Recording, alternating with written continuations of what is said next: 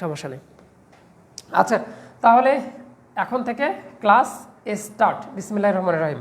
তাহলে চলো আমরা কাজ, ক্ষমতা, শক্তি, কাজ, ক্ষমতা, ক্ষমতা এবং শক্তি এই তিনটা মিলে পড়ব এবং খুব ভালো করে পড়ব। 2 ঘন্টা সময় মানে আমরা এখান থেকে হিউজ পরিমাণ নৈর্ভিত্তিক জানবো এবং চান্স পাবো। চান্স না পেলে এই হাতে এক চর, এই হাতে এক চর, এই হাতে এক চর, এই হাতে এক চর, বুঝতে পেরেছ?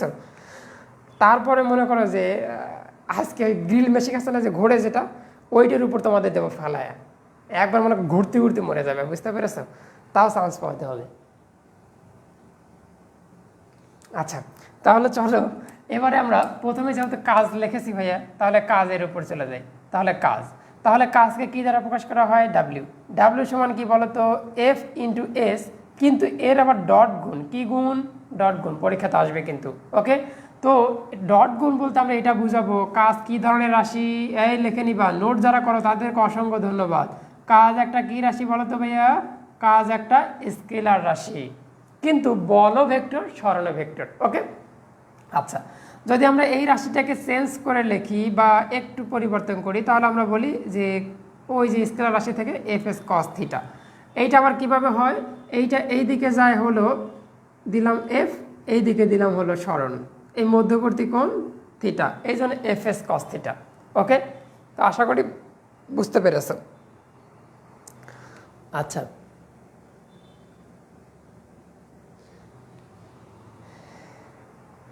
এই আবার কিসের টাকা, এসব বাদ দাও। ওই এগ্রিকালচারে নিয়ে আসবো কিনা সেটা ভিন্ন কথা। এগ্রিকালচার নিয়ে আমি কখনো ভাবিনি। হ্যাঁ, পরবর্তীতে। আগে গুচ্ছর জন্য আর কোনো টাকা পয়সা দিতে হবে না ভাই, তোমাদের কিসের টাকা পয়সা, টাকা পয়সা দিতে হবে না। এবার আসো, এইটার একক সম্পর্কে আমরা ধারণা নেব। কাজের একক, তাহলে একক কি হতে পারে দেখি, কে কে বলতে পারো? জুল। আর কেউ দেখে আর একটা বলো তো ভাই। এই সবাই গল্পটা বাদ দাও, জুলের আরও একক বলো দেখে। আর কে কে কয়টা একক পারো? কয়টা একক পারো দেখি বলো। আমি আর একটা লিখে দেবো, আর একটা লিখে দেবো, আর একটা লিখে দেবো। 3টা একক চাচ্ছি, দেখি আর কে কে একক পারো। দেখি একক না পারলে সবগুলোকে এখন মার দেবো। দেখি কমেন্ট আগে দেখি, তারপরে পড়াবো। পোলাপনে অন্য আলোচনা শুরু করছে। আচ্ছা, এই একক অন্য নামে বলো। জুল মানেই তো নিউটন মিটার। আবার নিউটন সেকেন্ড কে বলে রে? এই বাড়া মার খাবে আমার হাতে এখন। নিউটন সেকেন্ড একটু আগে পড়ালাম হলো বলের ঘাত।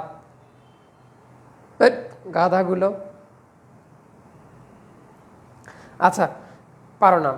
একটা হলো ইলেকট্রন ভোল্ট, এই পারো না? Electron volt. ওকে, কি? ইলেকট্রন ভোল্ট, মন থাকবে। আর একটা হলো কে ডাব্লিউ এইচ। ওকে, কিলোওয়াট আওয়ার। এই 3টা একক ভালো করে মনে রাখো। হায় রে। আচ্ছা, এইখান থেকে আমরা এখন একটা সম্পর্ক শিখব। এই সম্পর্কগুলো ভালো করে মনে রাখবা। তাহলে 1 নম্বর সম্পর্ক, 1 ইলেকট্রন ভোল্ট সমান কত? তাহলে 1 ইলেকট্রন ভোল্ট সমান 1.9 গুণ 10⁻⁻6 জুল। জানো না এগুলো? এগুলো না জানলে আজকেই বাদ দিতে হবে পড়াশোনা। ভাই টাইপিং মিস্টেক। আচ্ছা আচ্ছা, টাইপিং মিস্টেক, ঠিক আছে। ওকে, হতে চাই জান্নাতি রমণী। আচ্ছা, ভালো কথা। তাহলে তো রমণী হলে তো ভালোই হবে। আচ্ছা, এই ওটা লিখে নিয়েছো? 10⁻⁻6 জুল। ওকে, ওলা -1.6, তো উল্টা কাজ করলাম কেন? আমি টাইপিং মিস্টেক করলাম। 1.6, তাহলে আমি একবার মিস করলাম। আরে এই সরি ভাই, সুন্দর করে এটা সেরে নাও ভাই, আমি ভুল করেছিলাম। আরে আচ্ছা আচ্ছা, এই তাহলে এখন কন্টিনিউ করলাম পড়াশোনা। সবাই তো অ্যাড হয়েছো, কন্টিনিউ করলাম, ঠিক আছে। আচ্ছা, এখন আরও একটি শর্ত লিখে নাও। সেটা হলো এইখান থেকে যেটা আসবে সেটা হলো 2। এই 2 নম্বরটাতে আসো। এই 2 নম্বরটা হলো 1 ক্যালোরি। এবার ক্যালোরি, এই ক্যালোরি মানে 4.2 জুল। ওকে, এইখান থেকে আরও একটা দাগা নাও। যদি বলা হয় 1 জুল সমান কত, এইটা পরীক্ষাতে আসবে, তাহলে বলবা 0.24 ক্যালোরি। আচ্ছা, 1 বোর্ড থেকে স্ক্রিনশট দিবা, সব তো কমন পড়বে রে ভাই, মাথা নষ্ট। ঠিক আছে,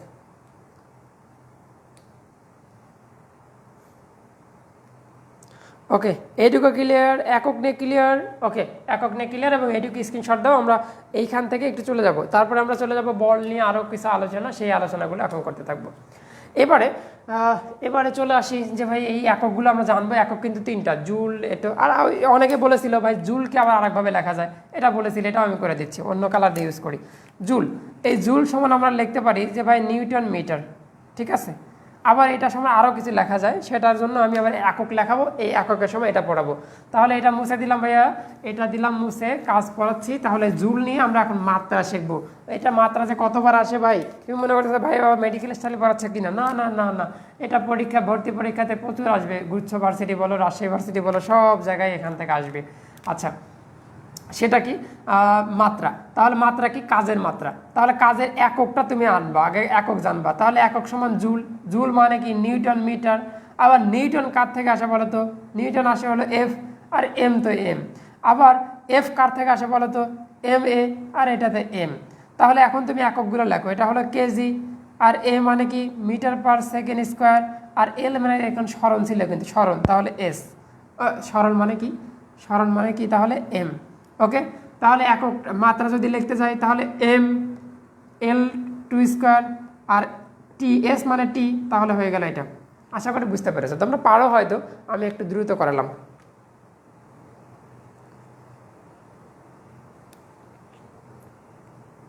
হ্যাঁ হ্যাঁ হ্যাঁ, থিওরিটিক্যাল বেশি আসবে ভাই, এই জন্যই তো এটা করাচ্ছি, এই জন্যই তো পড়াচ্ছি ভাই। থিওরিটিক্যাল তো তোমাদের উদ্ভাসে বলো, অন্য জায়গায় করায়নি ভাই, অন্য জায়গায় করায়নি, নিজে নিজে পড়তে হয়। তাহলে আমার কাছে এক্সেপশনাল পাবা কিসের জন্য, এক্সেপশনাল আসতেই দেখে তো এখানে।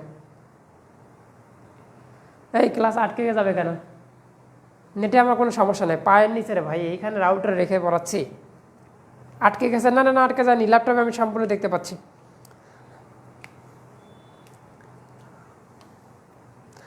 আচ্ছা, একটা কি সুন্দর নৈমিত্তিক পড়াবো তোমাদের, দেখি কারা কারা আছে, একটু মজা করি। আজকে ক্লাসে অনেক নিয়েছি, 3 ঘন্টা পড়াবো দরকার হলে। এটা একটা কি শিওর নৈমিত্তিক দেবো, শিওর যেটা আসবে দেবো নাকি বলো? তাহলে শিওরের নৈমিত্তিকটাও দেই, যে ভাই এটা শিওর আসবে, আমি তো শিওর দিলে তো শিওরই, ঠিক আছে। আচ্ছা, তাহলে এই লিখে নাও যে ভাইয়ার শিওর নৈমিত্তিক, শিওর। তাহলে শিওর নৈমিত্তিকটা লেখো যে এইটা প্রত্যেকটা ভার্সিটি একটা কোশ্চেন দিবে, না হলে ওই ভার্সিটি পড়াশোনাই জানো না, ঠিক আছে। তাহলে লিখে নাও 1 কিলোওয়াট আওয়ার মানে কত, 1 কিলোওয়াট আওয়ার মানে কত। তাহলে লেখো 3.6 গুণ 10⁶ জুল। ওকে, তাহলে এইটা প্রত্যেকটা ইউনিভার্সিটিতে আসবে, কত আসবে, প্রত্যেকটা ইউনিভার্সিটিতে আসবে, প্রত্যেকটা ইউনিভার্সিটিতে আসবে। ওকে, আশা করি বুঝতে পেরেছো। আচ্ছা, তাহলে এবারে এই কাজ আমরা শিওর নৈমিত্তিকটা শেষ করে দিলাম।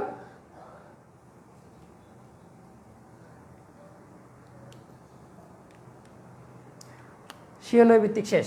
তাহলে শিওর নৈমিত্তিক এটা সুন্দর করে দাগিয়ে নাও যে প্রত্যেকটা ইউনিভার্সিটি, ভাইয়া বলে দিয়েছে এই আমাকে সহজ ছবি দিল, তো এখানে স্ক্রিনশট নাও সুন্দর করে। ধন্যবাদ, স্ক্রিনশট নিয়েছো, এটা আসবে পরীক্ষাতে। ওকে, আচ্ছা, তাহলে এবারে চলো আমরা, ইয়াল্লা আমি দম আটকাইছিলাম তো, বুঝতে পেরেছি, ওটা তো ছবি ভালো হলো না রে। চলো আমরা এই কাজের আবার দুই ধরনের কাজ পাবো। কাজ কয় ধরনের পাই, 2 ধরনের।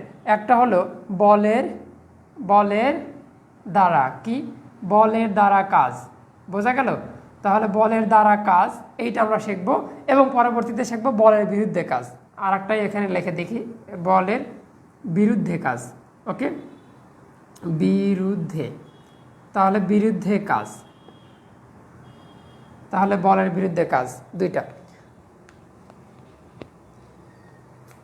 সব সমাধান হবে, সব সমাধান হবে, ঠিক আছে।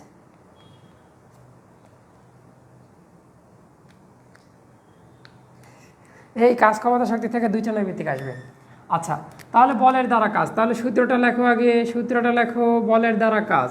তাহলে বলের দ্বারা কাজ আবার আরও একটি লেখো, বলের দ্বারা কাজ হয় কি ধনাত্মক। কেমন কাজ হয়, বলের দ্বারা কাজ হলো ধনাত্মক, আর বলের বিরুদ্ধে কাজ হলো ঋণাত্মক। কি কাজ, ঋণাত্মক, বলের বিরুদ্ধে কাজ হলো ঋণাত্মক। তাহলে এফ এস কস থিটা তোমরা জানো, আর তোমরা জানো এটা যে এই থিটার মানটা কত হলে ভালো হবে। তাহলে এটা লিখে নাও 0 সমান অথবা 90 ডিগ্রির ছোট। শর্তটাকে ভালো করে দেখো, এইটার সাথে কিন্তু গ্রেটার দ্যান অর ইকুয়াল আছে, এটার সাথে কিন্তু গ্রেটার দ্যান অর ইকুয়াল নাই। ওকে, কেন এটা 90 ডিগ্রি কম হলো ভাই? কারণ এটা ধনাত্মক, কস 90 ডিগ্রি আগ পর্যন্ত ধনাত্মক হয়, পরে গেলে নেগেটিভ হয়। আচ্ছা, এইখানে আসো, এইখানে হলো W equal F S cos theta, কিন্তু ঋণাত্মক হতে হবে। এই জন্য 90 ডিগ্রি পার হলো, পার হওয়ার পর থিটা দিলাম, তারপরে এইটা দিলাম। ওকে, আচ্ছা, এই দুইটা শর্ত ভালো করে লিখে নাও। ওকে, এখন আবার এইখানে আবার একটা ইম্পর্টেন্ট তথ্য দেব, এইখানে একটা ইম্পর্টেন্ট তথ্য দেব। তাহলে মনে করো যে এই বলটা, এটা একটা বল, এই বলটা আমার দিকে আসতেছিল, সকালেও পড়ালাম বা বিকেলেও পড়ালাম, বলটা আমার দিকে আসতেছিল। তাহলে এই বলটা যে আমার দিকে আসতেছিল, আমি যদি এই বলটাকে আবার এই দিকে মেরে দিই, এই দিকে মেরে দিই, তাহলে কী হবে বলো তো? আরও বল দ্রুত যাবে, রাইট? এটাকে বলা হয় বল দ্বারা কাজ, বলের দ্বারা কাজ। মানে বল যেদিকে আসতেছিল, আরও বল তুমি দিলে ধাক্কা, তাহলে বলের দ্বারা কাজ। বুঝতে পেরেছো? তাহলে দেখো তো, এই বলটা মনে করো 50 কিলোমিটার বেগে আসতেছিল, আর আমি যদি তাকে আরও ওই দিকে টোকা দেই, তাহলে তার গতিশক্তি বাড়বে না কমবে? বলো, বাড়বে, রাইট? কারণ একটু কাছাকাছি আস্তে আস্তে আসতেছিল, আমি আবার হাত দিয়ে টোকা দিয়ে আরও জোরে দিলাম, ওই দিকে চলে যা, তাহলে কি করলো বলো তো? গতিশক্তি বাড়লো। কিন্তু বলের বিরুদ্ধে যখন বলি যে ওই বলটা আমার দিকে আসতেছে, আমি যদি ওই বলটাকে আরও জোরে ওই দিকে ধাক্কা দিই, ওই দিকে ধাক্কা দিই, তাহলে কী হবে বলো তো? গতিটা হ্রাস পেয়ে যাবে, মানে থামিয়ে দেয় কোনো কিছুকে। একে বলা হয় বলের বিরুদ্ধে কাজ। কিসে কাজ? বলের বিরুদ্ধে কাজ। বলের বিরুদ্ধে যখন হয়, গতিশক্তি হ্রাস পায়। তাহলে আমরা দুইটা শর্ত লিখি যে বলের দ্বারা কাজে গতিশক্তি কি? গতিশক্তি বৃদ্ধি পায়। কি পায় বলো তো? বৃদ্ধি পায়। আচ্ছা, আর এইটার ক্ষেত্রে গতিশক্তি হ্রাস পায়। কি পায়? হ্রাস পায়। এই বুঝতে পেরেছ?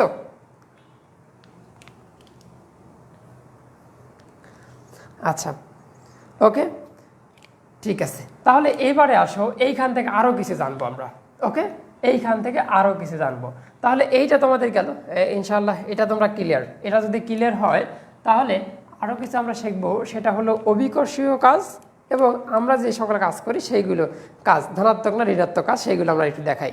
এইখান থেকে ধারণা পাইলে যে এটা ধনাত্মক, এটা ঋণাত্মক, তাহলে এটা আমরা মুছে দিলাম, কিন্তু মুছে দিলাম। তাহলে চলো আমরা এটা মুছে দিলাম। এখন আমরা ধনাত্মক ঋণাত্মক আরও সুন্দরভাবে শিখবো। যে ভাইয়া বলেছে আরও সুন্দরভাবে শিখতে হবে, না হলে এক টপিক যদি ভালো করে না শেষ করি, তাহলে আর কি হলো? হ্যাঁ, এতদিন ধরে পড়াই। তাহলে এবারে আসো, অন্য কালার দিয়ে লিখি। তাহলে এবারে আসো ধনাত্মক কাজ। কি কাজ? ধনাত্মক কাজ। ওই আগেরটাই শুধুমাত্র একটু সংক্ষিপ্ত বুঝিয়ে দেবো। হ্যাঁ, আর 2 নম্বরে আসো ঋণাত্মক কাজ। ঋণাত্মক কাজ। ওকে, আচ্ছা, এখন ভালো করে বলবা। এইটা মনে করো, এইটা হলো আমার হাত, এইটা আঙ্গুল দিলাম, এইটা আঙ্গুল দিলাম, এইটা ছোট আঙ্গুল, এইটা একটু বড় আঙ্গুল, এটা হাত। আচ্ছা, এইটা হাত এখানে আমার। ওকে, তাহলে এই কলমগুলো আমি এখানে রেখেছি, ভালো করে বুঝো, এই কলমগুলো আমি এখানে রেখেছি। এখন আমার হাত কি চাচ্ছে বলো তো? যে কলমগুলোকে এখানে রাখার জন্য।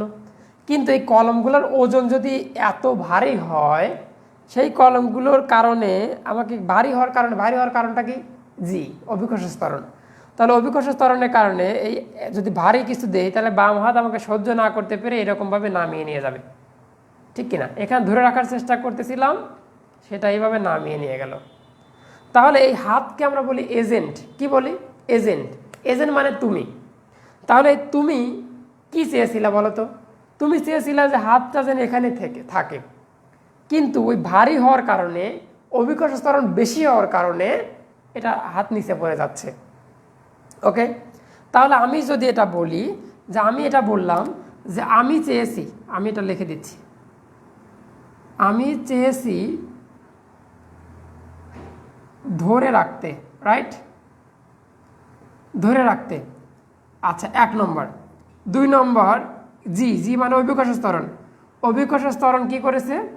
ও চেয়েছে নিচে নামাতে। তাহলে আমি চেয়েছি ধরে রাখতে বা উপরের দিকে রাখতে, আর জি চেয়েছে নিচের দিকে নামাতে। তাহলে আসলে ঘটনাটা কি হয়েছে বলো তো, যে এইখানে রাখছিলাম, হাত সহ ওটা পড়ে আসছে, তাহলে জিতছে কে বলো তো? এই আমি জিতছি নাকি জি জিতছে? মানে জয় লাভ করেছে কে? কি বলবা বলো তো? বলবা ভাই তাহলে তো জি জয় লাভ করেছে, ঠিক কিনা?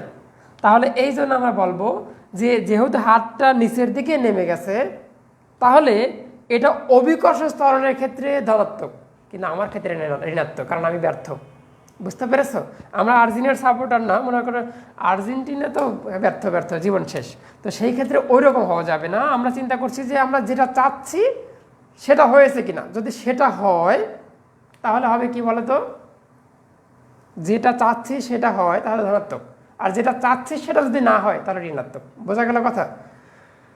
ওকে, তাহলে এখন এইদিকে আসো যে ধনাত্মক কাজ ঋণাত্মক কাজ বলতে পৃথিবীতে কোনো কিছুই নাই, সেটা হলো মনের উপর ডিপেন্ড করবে যে আমি কি চেয়েছি আর হলো কি, আমি কি চেয়েছি আর হলো কি। কথা বুঝতে পেরেছো? তাহলে এখন যদি আমি বলি যে ভাইয়া আমি এইখানে দাঁড়িয়ে আছি, ওকে, বুঝতে পেরেছো? আমি এখানে দাঁড়িয়ে আছি, এখন কোনো ক্রমে ম্যাজিশিয়ান হয়ে গেলাম, আমি ধীরে ধীরে উপরে ছাদে লেগে গেলাম, ছাদের সাথে লেগে গেলাম, তাহলে কি হবে বলো তো? আমার যদি আমার ইচ্ছা কি আমি উপরের দিকে উঠলে ভালো লাগতো, তাহলে আমার জন্য ধনাত্মক, কিন্তু ওই অভিকর্ষ ওই বেটা তো নিচে নামাতে চেয়েছিল, তাহলে ওর জন্য ঋণাত্মক। আমার কথা বুঝতে পেরেছো? এইভাবেই তোমাদের উদ্দীপক আসবে। কিন্তু রাজশাহী ভার্সিটি বলো, রাজশাহী ভার্সিটি বেশি করে বিশেষ করে এগুলো আসে, যেটা কার ধনাত্মক হয়েছে কার ঋণাত্মক হয়েছে, বুঝতে পারবা? ওকে, তুমি যখন ফোনটা হাতে ধরে আসো, এই ফোনটা যদি হাত থেকে পড়ে যায় তাহলে বলবা যে তুমি তো জিততে পারো নি, আর তুমি যদি ধরেই রাখতে পারো, উপরের দিকে রাখতে পারো, তাহলে তুমি জিতছো, তাহলে তোমার জন্য ধনাত্মক, অভিকর্ষ ত্বরণের জন্য ঋণাত্মক। কিন্তু যদি হঠাৎ করে ফোনটা পড়ে যায় তাহলে জিতে গেল হলো অভিকর্ষ ত্বরণ, তুমি হেরে গেলা, এটাই হলো কাহিনী। আচ্ছা, ওকে, আর মনে হয় সমস্যা থাকবে না ইনশাল্লাহ। ঠিক আছে, তাহলে ধনাত্মক কাজ ঋণাত্মক কাজ তোমরা এইভাবে বুঝবা। আবার অনেকেই যদি বলে যে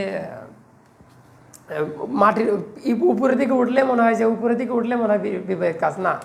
আচ্ছা, এখন আমি দেখাই তোমাদের। এইটা মনে করো আমি ছিলাম, আমি আমি কি করলাম, এই ভালো করে এটা অ্যান্সার করবা। এই আমি, আমার ইচ্ছা আমি এই উপরতলা যাব, আর অভিকর্ষ ত্বরণের ইচ্ছা নিচতলা নামবে। তাহলে আমি কি করছি বলতো, আমি এই উপরতলা সত্যি সত্যি উঠে গেলাম, এইখানে এখন আমি চলে আসলাম। কে চলে আসলাম? আমি। তাহলে বলো তো যে এই যে আমি, এই আমির জন্য কাজ কেমন, কি কাজ হয়েছে? অপশন দুইটা, একটা ধনাত্মক না ঋণাত্মক বসাবা। এবং এই যে অভিকর্ষ ত্বরণ, এই বেড়ার জন্য কাজ কি কেমন হয়েছে বলো তো, এইটা বলো। বুঝতে পেরেছো? তাহলে বলবা যে ভাই যদিও উপরের দিকে উঠি, আমার জন্য কাজ ধনাত্মক, আমার জন্য আমি যা চেয়েছি তাই হয়েছে, কিন্তু এই বেটার জন্য, আর এক বেটা যে বেটা আমাকে ব্রেক করাইছিল, থামাতে ছিল, তার জন্য হয়েছে ঋণাত্মক, মানে ও কান্না করতেছে। বুঝতে পেরেছো? উপায় নাই তো ভাই, আর একদিন 5টা গোল দিল না, তো তারা কান্না করে।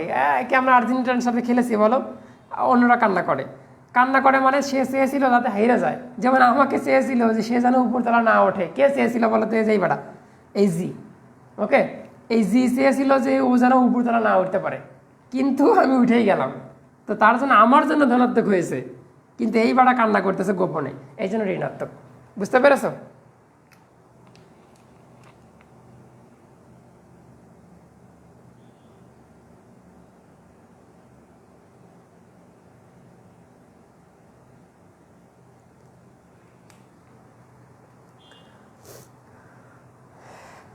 আচ্ছা,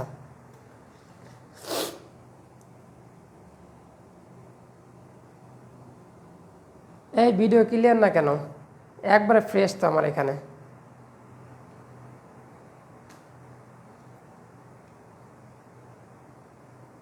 হ্যাঁ হ্যাঁ হ্যাঁ হ্যাঁ, তোমার জন্য সিঁড়ি বেয়ে উঠলেও সমস্যা নাই ভাই, তোমার জন্য, ওটা তোমার ক্ষেত্রে ধনাত্মক, মানে তুমি যা চেয়েছো ওটা ধনাত্মক, কিন্তু এই যে আর এক বেটার জন্য অভিকর্ষ ত্বরণের জন্য ঋণাত্মক। বুঝতে পেরেছো? এই জন্য কষ্ট হয়, একজন যদি পিছন থেকে টেনে ধরে সমালোচক, তাহলে তো একটু কষ্ট হবেই। ওকে, এই জন্য আমরা কষ্ট হয়, সিঁড়ি উঠতে কষ্ট হয়ে যায়। ওকে, আশা করি বুঝতে পেরেছো। আচ্ছা, এই টপিকটা ক্লিয়ার কিনা? এই টপিক ক্লিয়ার হলে আমরা আরও দূরে এগিয়ে যাব। তাহলে চলো পরবর্তীতে আমরা চলে যাব, সেটা হলো কাজ শূন্য। কি কাজ শূন্য? শূন্য বানানো একটু ভুল লিখলাম, সেরে নিও। তাহলে কাজের সূত্রটা কি জানি বলো তো? F S cos theta. তাহলে কস কত ডিগ্রি মান? কত ডিগ্রি মান? 0। তাহলে 90 ডিগ্রি মান। তাহলে আমরা দেখলাম যে বল এবং সরণের মধ্যবর্তী কোণ যদি 90 ডিগ্রি হয়, তাহলে কাজের পরিমাণ হয়ে যায় 0 না জুল হয়ে যায়, 0 জুল। তাহলে এইখান থেকে তোমাদের পরীক্ষাতে যেটা আসবে সেটা হলো উদাহরণ। কি উদাহরণ? তাহলে এই উদাহরণগুলো বারবার আসে পরীক্ষাতে। তাহলে এই উদাহরণগুলো তোমাকে ভালোভাবে মেন্টালি প্রিপেয়ার্ড হতে হবে যে উদাহরণ। তাহলে উদাহরণ কোনগুলো হতে পারে সেইগুলো আমরা দেখি। তাহলে মনে করো যে এই যে আমি এখন মেঝেতে আছি, এই মেঝেতে হলো সমতল। এই সমতল মেঝের উপর আমি একটা ব্যাগ নিয়ে দৌড়াদৌড়ি করতেছি, তাহলে এটা হবে কৃতকাজ শূন্য। ওকে, মানে অ্যাঙ্গেল যদি সবসময় 90 ডিগ্রি থাকে, যেমন এটা মেঝে, এই মেঝের উপর দিয়ে আমি হাঁটাহাঁটি করতেছি একটা ব্যাগ নিয়ে, এই ব্যাগটা তো এইভাবে সমান্তরালে যাচ্ছে, মানে লম্বা আকারে থাকতেছে, এই জন্য একে কাজ হবে, কৃতকাজ হবে শূন্য। আচ্ছা, যেটা উদাহরণ আসবে সেটা লেখো, অত কথা বাদ দিয়ে যেটা লিখি সেটা হলো, ভালো করে লিখে নাও যে কেন্দ্রমুখী বল। এইটার জন্য ওই যে তখন পড়াতে বললাম কেন্দ্রমুখী বল দ্বারা কৃতকাজ। তাহলে কেন্দ্রমুখী বল দ্বারা কৃতকাজ শূন্য হয়, মাথায় রাখো। কি দ্বারা? কেন্দ্রমুখী বল দ্বারা কৃতকাজ কি হয়? শূন্য হয়। এইটা পরীক্ষাতে আসবে, বোঝা গেল কথা? আচ্ছা, এর উপর আর জীবনে কোনো কিছু আসে না। আর আমরা জানি যে এটা যদি দেয়াল হয়, আমি যদি সারা জীবন ধরে এরকম ধাক্কাই, যদি ওটা স্মরণ না হয়, তাহলে কি হয় না বলে তো? স্মরণ না হলে জীবনেও কাজ হয় না। এই ছোটোকাল থেকে পড়ে আসছো। তাহলে ওইটা পরীক্ষাতে আসবে না, পরীক্ষাতে একটা নৈবিত্তিক আসবে। এই নৈবিত্তিক সেটা হলো কেন্দ্রমুখী বল দ্বারা কৃতকাজ অলয়েস শূন্য। কেন্দ্রমুখী বল দ্বারা কৃতকাজ কি? অলয়েস শূন্য। ওকে, আশা করি বুঝতে পেরেছো। কেন্দ্রমুখী বল দ্বারা কৃতকাজ শূন্য হয়। ওকে, তাহলে এটা গেল। আমি তো অনেক কিছুই পড়াচ্ছি, যদি না জানো তাহলে কিন্তু একবার মাইর দেবো তোমাদের। হ্যাঁ, একবার মাইর দিয়ে দেবো, ঠিক আছে? তাহলে একটা নৈবেদিক এখান থেকে আসে এবং এইটি হেডটিক করে নাও, দাগাই নাও। আচ্ছা, এইবারে আরও সকল কাজ যত আছে সব কিছু আমরা শিখবো। তাহলে কাজের জিনিসপত্র শেষ। এখন আমরা চলে যাব হলো পরের টপিকে, সেটা হলো শক্তি। কি? শক্তি। আচ্ছা, কাজও পড়াবো, তবে শক্তি টপিকের নাম দিলাম তাই। এখন শক্তিটা কি? তাহলে শক্তিরই আর এক নাম, সেটা হলো কাজেরই আর এক নাম, সেটা শক্তি। ওকে, শক্তি আছে, এটা কাজ করতে পারে বেশি, এরকম। আচ্ছা, তাহলে আসো যে শক্তি, তাহলে এই শক্তির একক কিন্তু জুল হবে। আচ্ছা, কাজ এক প্রকার শক্তি, আমরা এটা বুঝি। এখন আসো এই শক্তিকে দুই ভাগে ভাগ করা যায়। ওকে, প্রথমে যেটা, সেটার নাম আমরা বলি বিভব শক্তি। কি শক্তি? বিভব শক্তি। যাকে অন্য নামে ডাকা যায় সেটা হলো স্থিতি শক্তি। কি শক্তি? স্থিতি শক্তি। আর একটা আছে, সেটা হলো গতি শক্তি। কার শক্তি? গতি শক্তি। এটা আমরা জানি যে আরও একটি আছে, সেটার নাম হলো গতি শক্তি। তো এখন আসো যে একটা বিভব শক্তি বা স্থিতিশক্তি, আর একটা হলো গতিশক্তি। এখন আমরা এটা সূত্রগুলো লিখতে থাকবো। ওকে, তারপর আরও সূত্র আছে স্থিতিশক্তির মধ্যে, তোমার স্প্রিং কাজ করবে, এগুলো আমি তোমাদের সব পড়াই দেবো। ওকে, স্প্রিংয়ের বিভব শক্তি, এই কেবল তো শক্তিতে আসলাম ভাই, আল্লাহ রে। তাও তো বলেছি, বলার পরে কমেন্টের দিকে তাকাইছে, দেখে এইটা, এই দাঁড়াও, সব পড়াবো ভাই, পড়াতে দাও, তারপরে কথা বলো। আচ্ছা, এইবারে আসো এই শক্তিটাকে আমরা এটাও ডাব্লিউ দ্বারা প্রকাশ করব, এটাও ডাব্লিউ দ্বারা প্রকাশ করব। তাহলে এটাকে আমরা এইচ দ্বারা প্রকাশ করি, এটাকে কে দ্বারা, বা কাইনেটিক এনার্জি। সেক্ষেত্রে আমরা এটা বলি mgh, এটা বলি হলো হাফ mv², সবাই জানো। কিন্তু আমরা এটা জানতাম যে ভাই ভি স্কোয়ারের পরিবর্তে অন্য একটা রাশি লেখা যায়। সেটা কি? যে u² প্লাস 2gh, মনে পড়ে কিনা? ছোটোকালের সূত্র ভাই। যদি কোনো ক্রমে আদি বেগটা শূন্য হয়, তাহলে আমরা বলতে পারি হাফ m2gh। তাহলে এই 2 কেটে গেল, থাকলো হলো mgh। তাহলে এখন কথা হতে পারে ভাই এটা হলো wk আর এটা হলো wh, তাহলে এই সূত্র আর এই সূত্র তো সেম হয়ে গেল ভাই, কোনটা স্থিতিশক্তি কোনটা বিভব শক্তি আমি তো কিছুই বুঝতে পারছি না। এই জন্য আমি আমার ছাত্রদের আমি পড়াই, সেটা হলো যদি গতিশক্তির কাজ বলি বা দ্বারা প্রকাশ করি, তাহলে আমরা বলি এইটা হাফ এমভিএস বলার পরিবর্তে বলি এইটা, আবার এইটা বলার পরিবর্তেও বলি এইটা। কিন্তু এইখানে একটা পার্থক্য করে দেই, এই স্টার পার্থক্য, সেটা আমি এখানে কে দেই, এইখানে বলে দেই পি দিবি, তাহলে আর কোনো সমস্যা হবে না। এবং কেন দিলাম সেটা তোমাদের আমি বোঝাচ্ছি।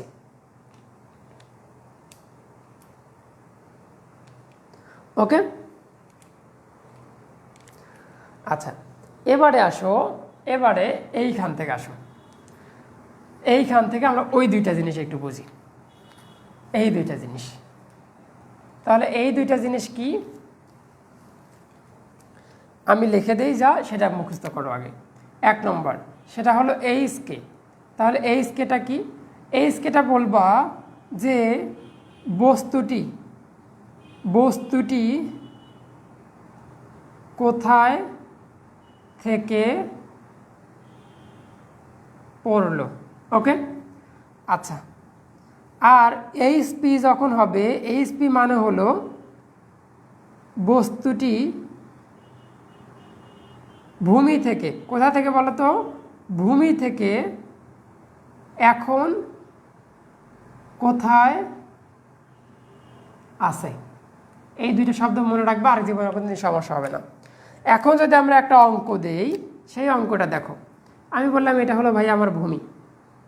ওকে, এবং আমি বললাম যে এইখান থেকে এইটার দূরত্ব ছিল এইচ, এবং আরও বললাম যে এইখানে তুমি গতিশক্তি বিভব শক্তি নির্ণয় করো। তাহলে এটা এ দিলাম, এইটা বি দিলাম, এইটা সি।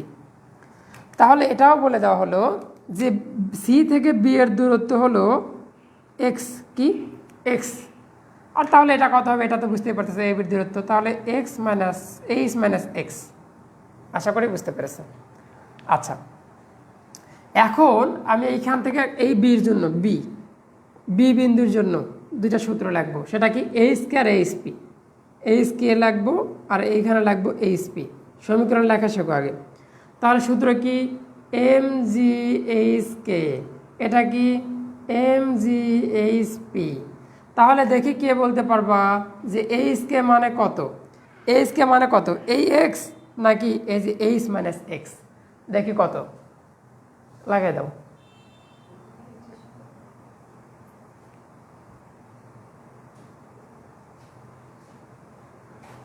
আচ্ছা, এই বলো বলো বলো দেখি কে বলতে পারে। আচ্ছা, তাহলে আমি কি বললাম, এইচ কে মানে হলো বস্তুটি কোথায় থেকে পড়ছে। ভাই কোথা থেকে পড়ছে, এ থেকে।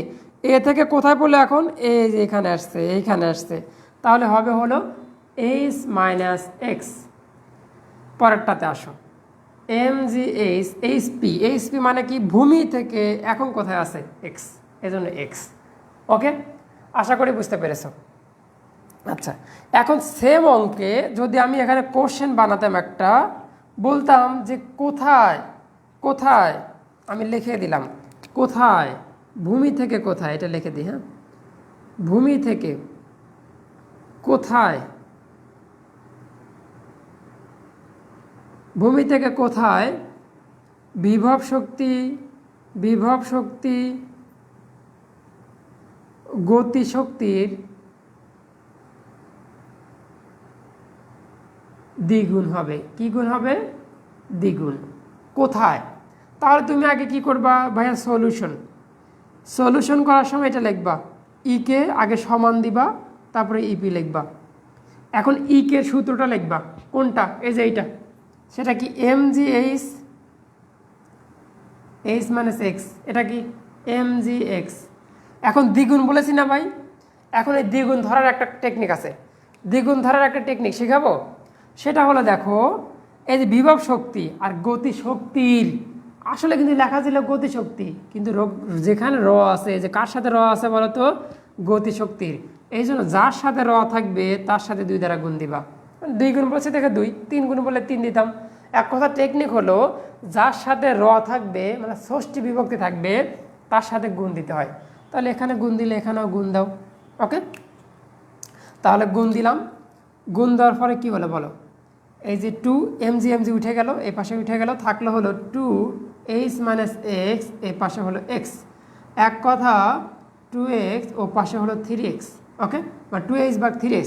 তাহলে সুতরাং আমরা x বের করতে চাইছিলাম, তাহলে 2h ডিভাইডেড 3, এটা হলো আমাদের অ্যান্সার। এখন যদি কোনো ক্রমে আমি যদি বলে দিতাম ভাইয়া এই এইচের মান 30, কয় মিটার, 30 মিটার, তাহলে এখানে মানটা বসাতাম 30 ডিভাইডেড 3, ওকে, তাহলে হতো 20 মিটার। কয় মিটার, 20 মিটার। আশা করি বুঝতে পারছো। যার সাথে র, হ্যাঁ জি জি জি জি, আচ্ছা ওকে। এই তানজিম মোস্তাফিজ, তুমি যেটা মুখস্থ করেছো ওইটা নষ্ট করবা, নষ্ট করার বাদ দিয়ে বেসিক শেখো ভাই, বেসিক শেখো। আমরাও শর্টকাট পারি, কিন্তু ওই শর্টকাট পড়লে ওটা গুলিয়ে যাবে ভাই। কোনটা, এই যে এটা সমস্যা হবে যে কোথায় বিভব শক্তি গতিশক্তির, যদি বলা থাকে গতিশক্তি বিভব শক্তির, এইটা তো উলট পালট করবা যে বাসায় মনে হয় কী দেখে আসলাম রে ভাই। দেখো গতিশক্তি বিভব শক্তির, এখন যদি বলা থাকতো বিভব শক্তি গতিশক্তির, উল্টো না, তখন তুমি শর্টকাট পরে কি করবা, শর্টকাট বাদ দাও। আচ্ছা, তাহলে এইটুকুর ক্যালকুলেশন তুমি এখন সেমভাবে করবা, উল্টা কাজ করে করবা। এবার এইটাকে এখানে লাগাবা যে গতিশক্তি বিভব শক্তির, কি বললাম, গতিশক্তি বিভব শক্তির, আমি এখানে করে দিই। আচ্ছা, এইখানে দেখো এই উল্টা কাজ, তাহলে কোশ্চেন নাম্বার 2 দেখো উল্টো হলে আবার কি হয়। তাহলে এবার কি হয়েছে, গতিশক্তি, গতিশক্তি বিভব শক্তির, কিসের, গতিশক্তি বিভব শক্তির, এটা লেখা আছে। কয় গুণ দেবো বলো, আগের মতোই দিই, কি বলো, দ্বিগুণই বললাম। তাহলে সেই ক্ষেত্রে তুমি এইভাবে লিখবা ইকে সমান ইপি। তাহলে কার সাথে র আছে ভাইয়া, এই যে বিভব শক্তি, তার জন্য বিভব শক্তির সাথে 2 দিলাম। তাহলে তারপর কি করবা, এম জি এইচ কে, আর এর পাশে 2 mgHp। তাহলে mg উঠে গেল, এইচ কে মানে কত ছিল, এইচ মাইনাস এক্স, এটা 2, আর এইচp মানে এক্স। তো সেই ক্ষেত্রে যদি আমরা আসি 3x সমান এইচ, তাহলে এইচ এটা সমান কত, এইচ ভাগ 3। যদি এইচের মান 30 দিয়ে দিতাম তাহলে হতো কত, হলো 10, ওকে। এই অঙ্কটাই আমি খুঁজতেছিলাম। তাহলে এই অঙ্কর টেকনিকটা দেখো, আমি যেভাবে পড়াশোনা করতাম টেকনিক, এই টেকনিকটা কি, আমি দেখতাম যে প্রত্যেকটা অঙ্কেই 30 থাকে, অ্যান্সার হবে 10। যদি 300 থাকে তাহলে অ্যান্সার হবে 100, মানে 3 দ্বারা ভাগ। যদি থাকে 3000, সবসময় এরকমই থাকবে, তাহলে অ্যান্সার হবে 1000, ওকে। আবার যদি কোনো ক্রমে চালাকি করে স্যারেরা, যদি 1000 তাহলে অ্যান্সার হবে কত, 333 পয়েন্ট সামথিং, ওকে। এগুলো আমরা পড়তাম না, কিন্তু শর্টকাট কখনো করতাম না ভাই। এই শর্টকাট করতে হবে, শর্টকাট তুমি খালি এই যে 2 লাগাইছি না, এখানে n লাগাই দিবা, n লাগাই দিলে একই আসবে। হ্যাঁ, শর্টকাট শিখলে তো মন থাকবে না এখানে ভাই। ওই যে শর্টকাট একটা শিখেলাম যে এইচকে 3 দ্বারা ভাগ দিবা, আর তুমি যদি এখন শর্টকাট করতে চাও এই যে দ্বিগুণ লেখা বাদ দিয়ে n গুণ বলে দেয়, নাকি শর্টকাটে করে দিই, বললাম তো আবার বলবে ভাই আমার শর্টকাট পারে না, এই মুছা দিলাম এটা, আবার ভাইয়ার জন্য এটা করে দিই, একটু পার্ট নেই। হ্যাঁ, শর্টকাট শিখালে এখনকার যুগে বলে যে পার্ট, কিন্তু আসলে এটাতে গোলায় ফেলায়, এটা বোঝে না পোলাপান। দেখো শর্টকাট করে দিই, বললাম n গুণ, ওকে। তাহলে শর্টকাট কী হবে বলো, তাহলে এটা বলবে ই কে, এটা হবে ইপি, তাহলে এখানে দিলাম n। তাহলে এটা সূত্র কী ছিল, এইচ মাইনাস এক্স, এটা ছিল n, এটা ছিল x, তাহলে হলো কত n 3x, আর এইটা কত হলো, একবারে লসাগু করে। আচ্ছা, তাহলে এটা কি, আমরা যদি ওই পাশে নিয়ে যাই তাহলে x কমন, n প্লাস 1, এর পাশে হলো h, তাহলে কত হলো, x এর সমান হলো h ডিভাইডেড n প্লাস 1। এই nটা মানে হলো এই nটা কয় গুণ থাকবে সেটা, যেমন একটু আগে ছিল এটার মান ছিল 2 গুণ, এই জন্য বলছিলাম h কে 3 দ্বারা ভাগ দিবা, মানে n এর মান 2 আর 1 এর 3, ওকে। ই আল্লাহ রে, এইগুলো পড়া যাবে না, এগুলো পড়লে নষ্ট করবা। এই যে অভ্যয় না, এই তুমি, তোমাকে আর বুঝাবো না, তুমি অন্য কমেন্ট করেছো যে ভাইয়া শুধু এই যে ইয়া পড়াচ্ছে আর থিওরিটিক্যাল পড়াচ্ছে, থিওরিটিক্যাল না বুঝলে ভাই অঙ্ক পারবা কেমনে, ওকে, আমরা বেসিক থেকে পড়াই ভাই, বেসিকগুলো পড়ো, দেখবা কোনো জায়গায় সমস্যা হবে না। এখন তোমরা বলতেছো যে ভাইয়া শুধু কি বলে থিওরিটিক্যাল বেশি পড়াচ্ছে। গত বছর তুমি মনে কমেন্ট করলা, আমি সবই দেখি যে গত বছর কোশ্চেনে মাত্র 4টা ম্যাথ 4টে বেসিক ছিল, মানে 4টা থিওরিটিক্যাল ছিল, আর সব ম্যাথমেটিক্স দিয়েছে। আরে ভাই বেসিক না হলে গেটে পারতা? যদি আমি ওইটার অক্ষর না বুঝে দিতাম যে এইচকে মানে কি, এইচপি মানে কি, এটা যদি না বুঝে আমি অঙ্ক করে দিতাম, আর তোমাদের কোচিংয়ে কি করেছে, এটা থাকলে এটা পড়বি x equal H divided n+1, এইগুলো আমি পড়াই না ভাই। আমার কাছে পড়লে আর একটু ধীরে ধীরে পড়তে হবে, জীবনের কোনো সমস্যা হবে না, কারণ 2 দিন পরে আমি মরে যাব, পরবর্তীতে আমার এই প্ল্যাটফর্মটা তোমরা ধরে নিবে একজন এসে, ঠিক আছে? মানুষকে খাওয়ায় খাওয়ায় বোঝাতে হবে, না হলে কিন্তু পৃথিবীতে সমস্যা আছে।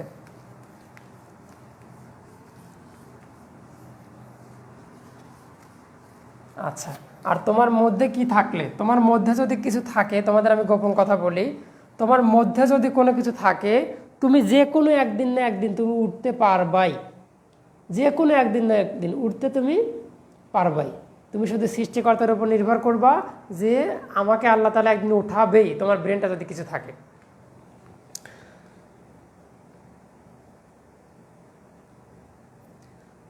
আচ্ছা,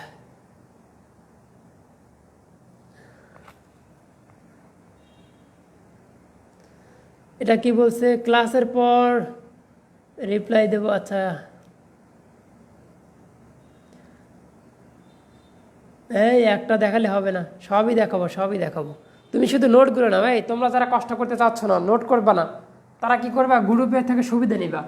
যারা ভালো ছাত্র তারা দিবে তারা, কিন্তু যারা নোট করে না তারা যে কজন চান্স পায় সেটা আমাকে দেখলেই বোঝা যায়। কারণ এই যে আমাদের ক্লাসগুলো হচ্ছে, বলে যে স্ক্রিনশট দিস বা গ্রুপে দিয়ে দিস, জীবন ওটা খুলিই না। আর যারা পড়াশোনা করে তারা আউট অফ 4 পাচ্ছে, বুঝতে পেরেছো? এগুলো আমরা জানি ভাই।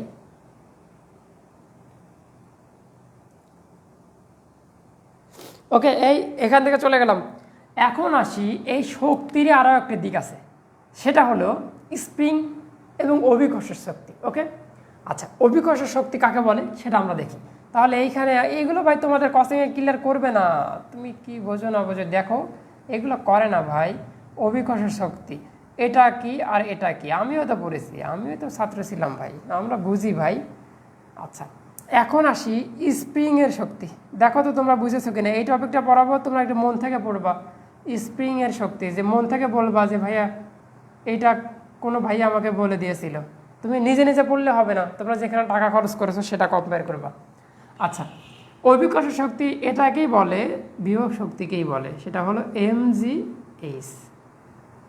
যাকে আমরা আরও রূপে লিখতে পারি যে mgx, মানে স্মরণ আর কি। ওকে, আচ্ছা, স্প্রিংয়ের শক্তি ডাব্লিউ আমরা শিখব ½ kx²। আবার কেটা কি সেই বিষয়ে একটু বলি। কেটা হলো, এইটা পরীক্ষাতে আসবে, স্প্রিং ধ্রুবক। কি ধ্রুবক? স্প্রিং ধ্রুবক। যারা নোট করতেছো তারা যদি একটা চান্স মিস হয় ভাই, আমাকে বকাবকি করো ভাই, আমাকে বকাবকি করো। আর তোমরা যদি একটা বাজে কমেন্ট করো, আমি তো এমনি পয়সা যাবো, বুঝতে পেরেছো? পাবলিক প্লেসে কমেন্ট করলে এমনি পৌঁছে যায়। ওকে, আমাদের কত জায়গায় পিকচার দেওয়া আছে, তারপর নাম্বার দেওয়া আছে, নাম্বার থেকে মেনশন করে বলবো যে ভাইয়া সিটার কমেন্ট ফেলাতে পারে না, তাই হয়ে গেল, আর কিছু লাগে? আচ্ছা, স্প্রিং ধ্রুবক, তাহলে স্প্রিং ধ্রুবক কে এর সূত্রটা কি? F/x। এখন এইখান থেকে তোমাদের জন্য নৈর্ব্যক্তিক আসবে, সেটা হলো নির্ভর করে, কি করে? নির্ভর করে। স্প্রিং ধ্রুবক কার কার উপর নির্ভর করে? তাহলে এইটা আবার লেখো। দেখো তো, একটা জিনিস আউড়ালে কত কিছু পড়াই ভাই। স্প্রিং ধ্রুবক 2টা জিনিসের উপর নির্ভর করে। একটা লিখে নাও, দৈর্ঘ্যের উপর। কার উপর? দৈর্ঘ্যের উপর। ওকে, একটা হলো দৈর্ঘ্যের উপর, আর একটা হলো উপাদানের উপর। কার উপর? বলের উপর। কিন্তু আমরা বল দেখছি মনে হয় বল বলবো, তা না, উপাদানের উপর। এই 2টা জিনিসের উপরে নির্ভর করে। সুন্দর করে লিখে নাও। আচ্ছা, উপাদানের উপর। এখন ওইটা আসো, যে টপিক পড়াতে আসে সেটা পড়াই না, আর একটা পড়াই। দেখছো, সবই কাজে লাগবে ভাই। জীবনে একসময় আমাকে মনে পড়বে যে ভাইয়া সব পড়াইছিল ইন টোটাল, আমার কাছে আওয়াজ চলে না। তুমি আমাকে বলবা যে ভাই এইটা আসবে না, ওইটা আসবে না, আমি অনেক ভালো বুঝি। হ্যাঁ, ঠিক আছে। ওকে, এবারে আসো, এই যে কাজ, তাহলে এইখানে দেখো এম এবং জি কনেক্টার না? তাহলে কনস্ট্যান্ট তুলে দিলে আমরা আসে হলো কার সমানুপাতিক, স্মরণের সমানুপাতিক, রাইট। এই যে mg তুলে দিলাম কারণ কনস্ট্যান্ট, স্মরণের সমানুপাতিক। কিন্তু এইখান থেকে যদি এই কেতু ধ্রুবক, হাপ ধ্রুবক কনস্ট্যান্ট তুলে দেই তাহলে এটা কিন্তু বর্গের সমানুপাতিক। বুঝতে পেরেছো? এখন কথা হলো ভাই কিছুই বুঝলাম না, আপনি কি বললেন। এখন তোমাদের প্রশ্নে কি আসবে? এখন প্রশ্নে ওইটাই আসবে ভাই, গ্রাফ আসবে, এটা গ্রাফ আসবে। গ্রাফ পড়েছো? বলবো যে ভাইয়া এগুলো তো পড়িনি। এইটা এইদিকে যদি আমরা দেই হলো কাজ আর এইদিকে স্মরণ, তাহলে এটা গ্রাফ কিন্তু এইদিকে সমানুপাতিক। কিন্তু যদি স্প্রিংয়ের ক্ষেত্রে সেম ভ্যালুই থাকতো তাহলে তাহলে কি আকার হতো? স্কোয়ার আকারে বৃদ্ধি পেয়ে যেত, স্কোয়ার আকারে বৃদ্ধি পেত, এইরকমভাবে বৃদ্ধি পেয়ে যেত, মানে স্কোয়ার আকারে বৃদ্ধি পেয়ে যাচ্ছে। চিন্তা করা যায়, স্মরণের সাথে সাথে অনেক বৃদ্ধি পেয়ে যাচ্ছে। তাহলে কাহিনিটা দেখো, তাহলে কাহিনিটা আজকে ভালো করে এখানে নোট করে নাও যে অভিকর্ষ শক্তির ক্ষেত্রে কাজ স্মরণের সমানুপাতিক, কাজ স্মরণের সমানুপাতিক। যদি না আসে আমাকে বলো, 100% এটাও দিলাম, যাও। ওকে, তাহলে আমি কি বললাম? অভিকর্ষ শক্তির ক্ষেত্রে কাজ স্মরণের সমানুপাতিক। কার সমানুপাতিক? কাজ স্মরণের সমানুপাতিক। কিন্তু স্প্রিংয়ের শক্তির ক্ষেত্রে কাজ স্মরণের বর্গমূলের সমানুপাতিক, বর্গের সমানুপাতিক, বর্গমূল না, কাজ স্মরণের বর্গের সমানুপাতিক। আশা করি বুঝতে পেরেছ।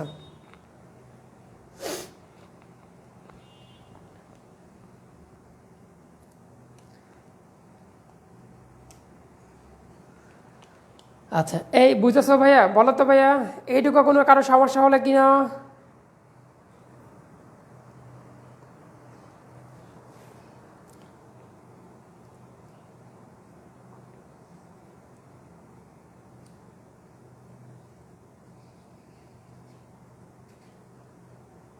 ওকে, ক্লিয়ার। আচ্ছা, ক্লিয়ার শব্দ শুনলে তো ভালোই লাগে, তারপরে এখন সত্যি সত্যি ক্লিয়ার হয়েছে কিনা।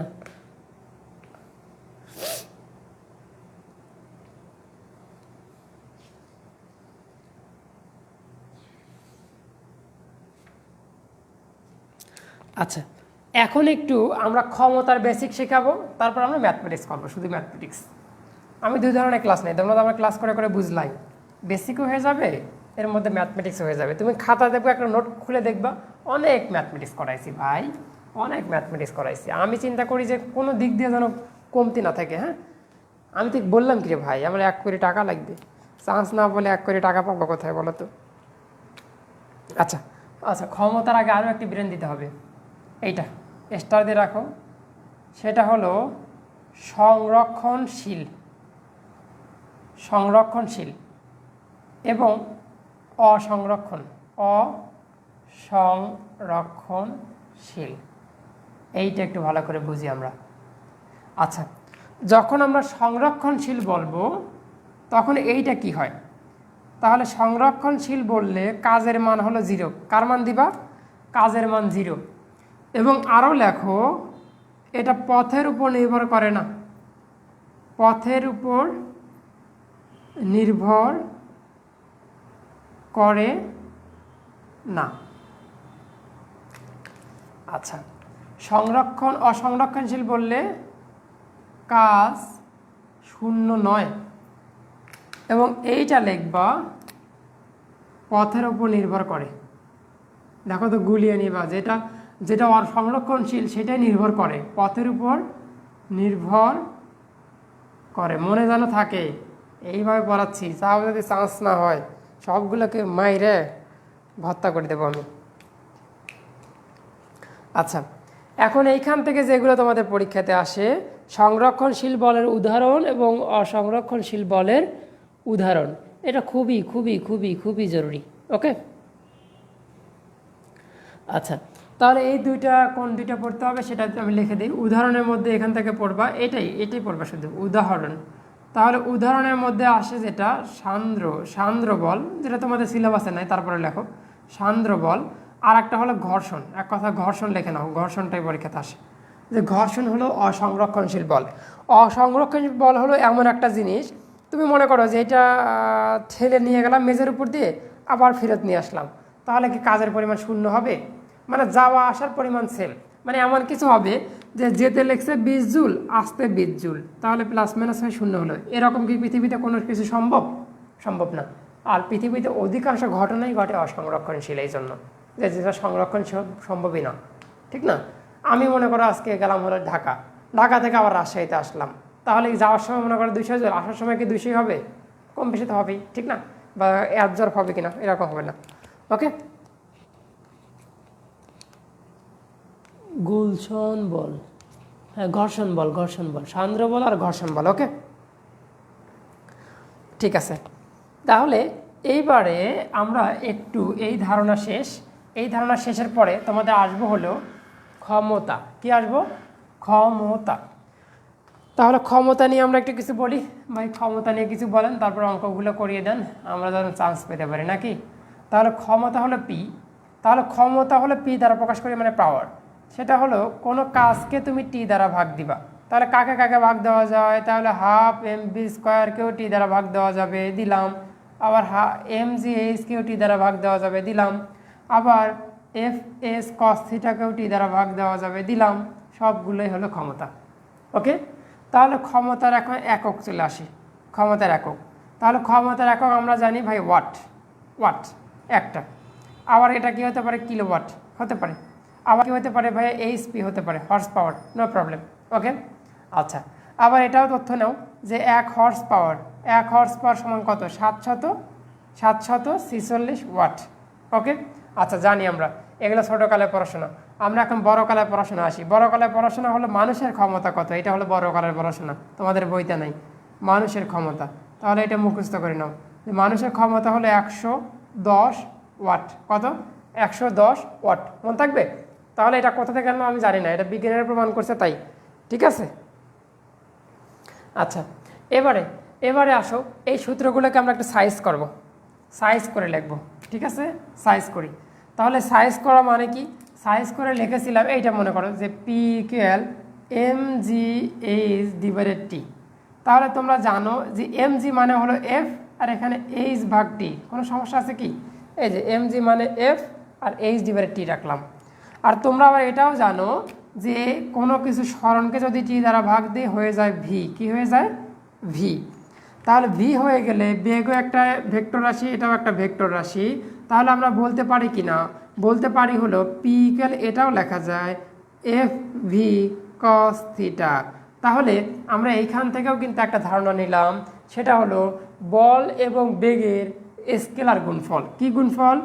স্কেলার। স্কেলার গুণফলকে আমরা বলতে পারবো ক্ষমতা। কি বলতে পারবো? ক্ষমতা। তাহলে ওইটা ভর্তি পরীক্ষাতে আসবে যে বল এবং বেগের স্কেলার গুণফলকে কি বলে? ক্ষমতা বলে। এই ওটা অষ্টম অধ্যায়, সরল দোলকের অঙ্ক অষ্টম অধ্যায় পড়াবো।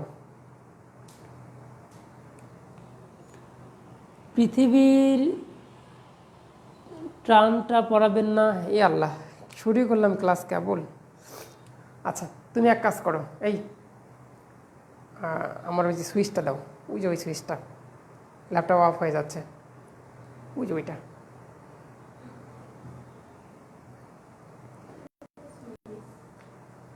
ওই যে নিচের সুইচ, হ্যাঁ আলো জ্বললো, চলে আসো। আচ্ছা, আপনি বলছে W equal half M B square. কীভাবে W equal half M B square কীভাবে? ওটা তো কাজ ভাই, ওটা তো গতিশক্তি, একই কথা। ওকে, একই কথা, আমরা যে কোনো সূত্রে যেতে পারি, যে কোনো সূত্রে যেতে পারি, নো প্রবলেম। এটাও তো একটা শক্তি, কাজ না শক্তি, এটা তো বিভব শক্তি, এটা গতিশক্তি। গতিশক্তিকেও টি দ্বারা ভাগ দিতে পারবা, বিভব শক্তিকেও টি দ্বারা ভাগ দিতে পারবা, সব ক্ষেত্রে আমরা পেয়ে যেতে পারি, ঠিক আছে? আচ্ছা, আর কোনো সমস্যা কি না? আমরা চলে গেলাম এখান থেকে। ওকে, আচ্ছা, এইটা আবার একটা কাহিনী হয়, এই যে মানুষের এইটাকে আবার অন্যভাবে আসে, অনেক ভার্সিটি দেখলাম 0.147, এটা হর্স পাওয়ার, এই মানুষের ক্ষমতা। মানে 746 যারা ভাগ দাও, তো দেখো যেটা হয় ওটা মুখস্থ করে নাও, ওটা পরীক্ষাতে আসে। নৌসিন বলছে ভাবি নাকি? ও হ্যাঁ, ভাবি। ওকে, এবারে চলে আসি আমরা ম্যাথমেটিক্স গাণিতিক টার্ম। ওকে, তাহলে বেসিক ক্লিয়ার। ওকে, বেসিক ক্লিয়ার হলো। তাহলে সবাই একটা জোরে হাততালি দাও তো। বেসিক ক্লিয়ার মানে এখন আমরা ম্যাথমেটিক্সে চলে যাব। সবাই একটা সুন্দর করে হাততালি দিয়ে দাও।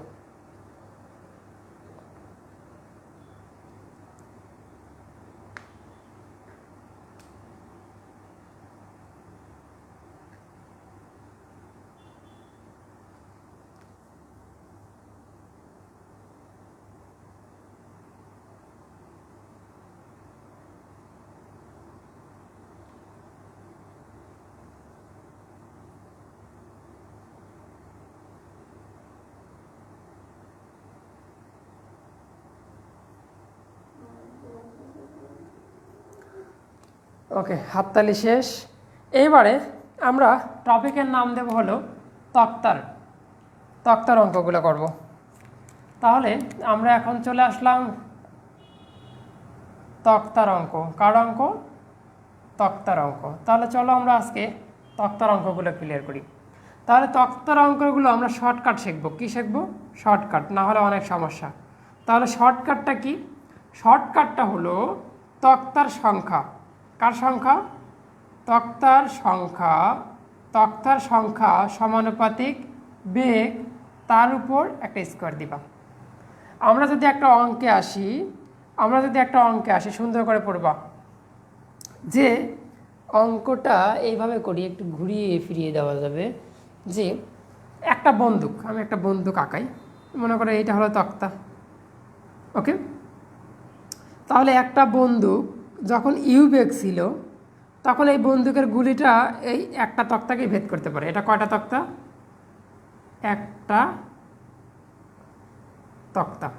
ওকে, কিন্তু এই বেগকে যদি আমরা একটা পাওয়ার দিই মানে দ্বিগুণ করলাম, বেগকে যদি দ্বিগুণ করি তাহলে কয়টা তক্তাকে ভেদ করতে পারবে সেটা হলো অঙ্ক। তাহলে বেগকে যদি দ্বিগুণ করে কয়টা তক্তাকে ভেদ করতে পারবে? তাহলে তোমরা এখান থেকে একটা কাজ করবা। দ্বিগুণ করেছি মানে এই 2টাকে দিবা টান দিয়ে স্কোয়ার করে দিবা। তাহলে কয়টা হলো? 4টা। বুঝতে পেরেছো আমার কথা? তাহলে প্রথম আগে ফলো করতে হবে যে আগে কয়টা তক্তা ভেদ করতো? একটা। তাহলে ওই 4টার সাথে ওই একটা দিবা গুণ, তাহলে 4 হকে 4টা। তাহলে অ্যান্সার হলো, এটা কিন্তু অরিজিনাল অ্যান্সার কিন্তু এইটা না, অ্যান্সার হলো পরে অ্যান্সার হলো। ওকে, তাহলে এই নিয়মটা শেখো। নিয়মটা কি? তুমি দেখবে আগে কয়টা তক্তাকে ভেদ করার পর এইটুকু করার পর এইটুকুর অঙ্ক এখানে বসা দিতে হয়। ওকে, আগে একটা তক্তা ভেদ করছে এই জন্য 1 দ্বারা গুণ, যদি দুইটা তক্তা ভেদ করতে 2 দ্বারা গুণ দিতাম। বোঝা গেল? আচ্ছা, একটা অঙ্ক করাই, দেখো বোঝো কিনা। এইটা হলো কাজ, তোমরা এখন করবা। একটা গুলি, এইরকম গুলি যাচ্ছে, এইখানে একটা তক্তা, এইখানে একটা তক্তা, এইখানে একটা তক্তা। তাহলে যখন ইউ বেগ ছিল তখন এই লোকটা এই গুলিটা 3টা তক্তাকে ভেদ করতে পারে। কয়টা তক্তাকে ভেদ করতে পারে? 3টা। কিন্তু এইটার পাওয়ার আমি বাড়িয়ে দিলাম, পাওয়ার বাড়িয়ে বললাম এটাকে 3 গুণ করলাম। বেগ 3 গুণ, কয় গুণ করলাম? 3 গুণ। তাহলে দেখি কে বলতে পারে, আমাদের মধ্যে ব্রিলিয়ান্ট কে আছে, যে এখন তক্তা কয়টা হবে, এখন তক্তার সংখ্যা কয়টা, এইটা দেখি কে বলতে পারে। এইটা আমি দেখতে চাচ্ছি যে আগে যখন ইউ বেগ ছিল তখন 3টা তক্তাকে ভেদ করতে পারত, এখন বেগকে আর 3 গুণ করলাম, তাহলে কয়টা তক্তাকে ভেদ করতে পারবে দেখি বলো। আচ্ছা, তানজিম মোস্তাফিজ বলছে 9টা। তো ভাই তক্তা তো আবার বলেন, তক্তা বললাম তো যে যখন একটা বেগ ছিল তখন এটা 3টা তক্তাকে ভেদ করতে পারে। কয়টা? 3টা তক্তাকে ভেদ করতে পারে। আচ্ছা, তাহলে অ্যান্সারটা দেখো। তাহলে এই যে এই 3-এর উপর করবে স্কোয়ার, গুণ আগে কয়টা তক্তাকে ভেদ করতো? 3টা। এই 3 কিন্তু লিখতে হবে, 9 গুণ 3, তাহলে কত হলো? 27। এই বুঝেছো? তক্তার অঙ্ক পারবা? তাহলে এখন কিন্তু 27টা।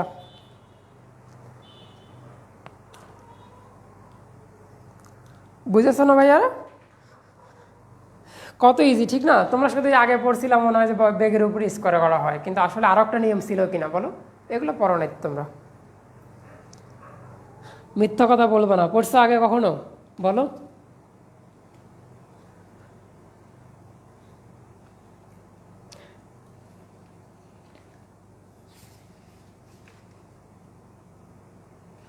আচ্ছা, কে যেন বললো ভাই? আরিফ বলছো ভাই, প্রশ্নটা আর একবার বুঝান।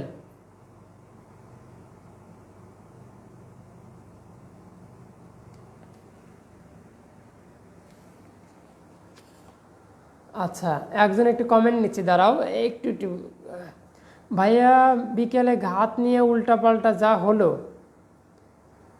এবং আপনি বললেন কাদের পড়াচ্ছি জানি ভাই, সিরিয়াসলি বলেন নাই কিন্তু ভাই এইসব কথা বলার জন্য কেন জানি না এখন অনেক মানসিক ভুগতে হয়, তাই সবার অনেক চেষ্টা করছে, অন্তত পক্ষে আপনার কাছ থেকে একটু উৎসাহ পেলে সব ঠিকঠাক হয়ে যাবে। 12, বুঝলাম না।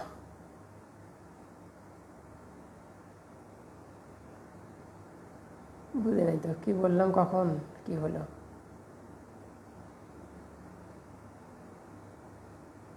কথা তো আমি বুঝলাম না ভাই, মনটা খারাপ হয়ে গেল, কি যেন বললো।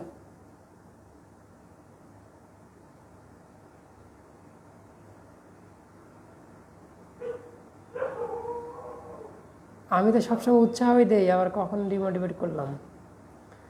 আচ্ছা ঠিক আছে, এখন দেখো তক্তার অঙ্কটা কিভাবে করি। আমরা বললাম যে তক্তার অঙ্ক একটা তক্তাকে ভেদ করতে পারতেছে, যখন সামান্য বেগ ছিল মনে করো। এখন এই বেগটাকে যদি দ্বিগুণ করি বা যে গুণ করলাম, তাহলে এটির উপর স্কোয়ার করবা, স্কোয়ার পরে রেখে দিবা, তারপরে গুণ দিবা, তারপর প্রশ্নে আবার চলে যাবা যে আগে কয়টা তক্তাকে ভেদ করতে, একটা, এই জন্য 1 দিয়েছি। এই অঙ্কে আসো, আগে এইটা 3 গুণ করছি, 3-এর উপর স্কোয়ার করছি, এবং আগে কয়টা করতে ফেরত আসবা, ফেরত আসার পর আবার 3 দ্বারা গুণ করছি। ওকে,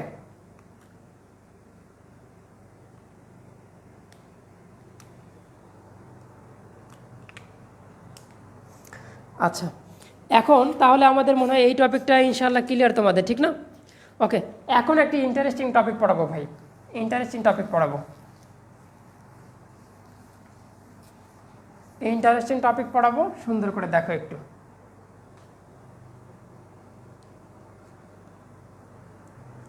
এখন এই ইন্টারেস্টিং টপিকটা কি, সেটা হলো ভর বেগ। ভরবেগ, তাহলে ভরবেগকেও কিন্তু আমরা পি দ্বারা প্রকাশ করি। ভরবেগ মানে কি? M R V.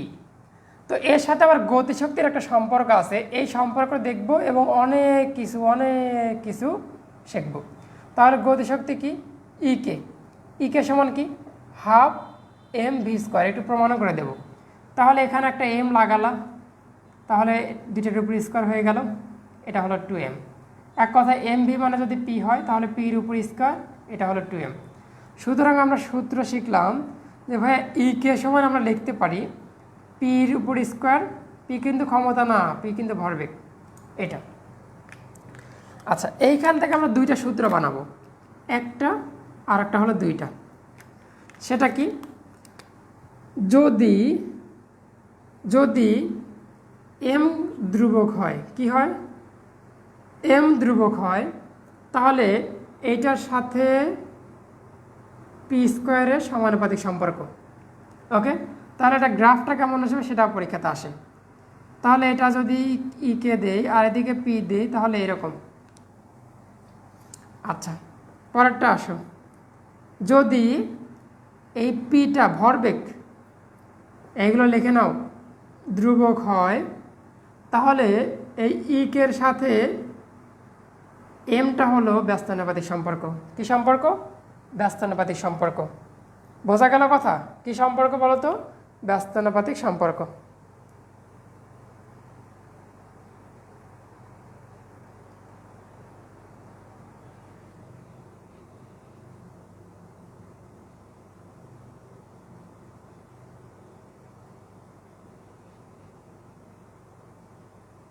ও, সেই বিকেলের ক্লাস।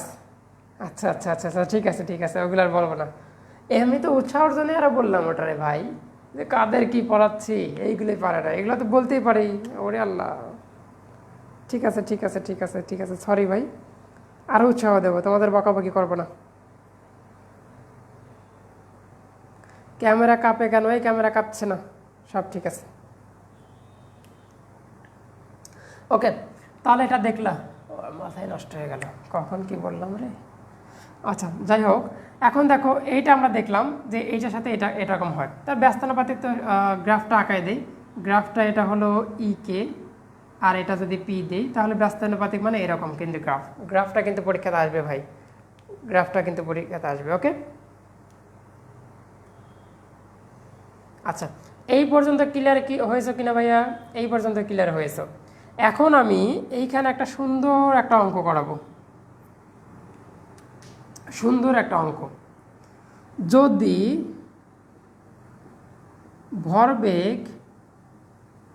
ভরবেগের পরিবর্তন না হয় তাহলে 50 কেজি এবং 60 কেজি ভরের বস্তুর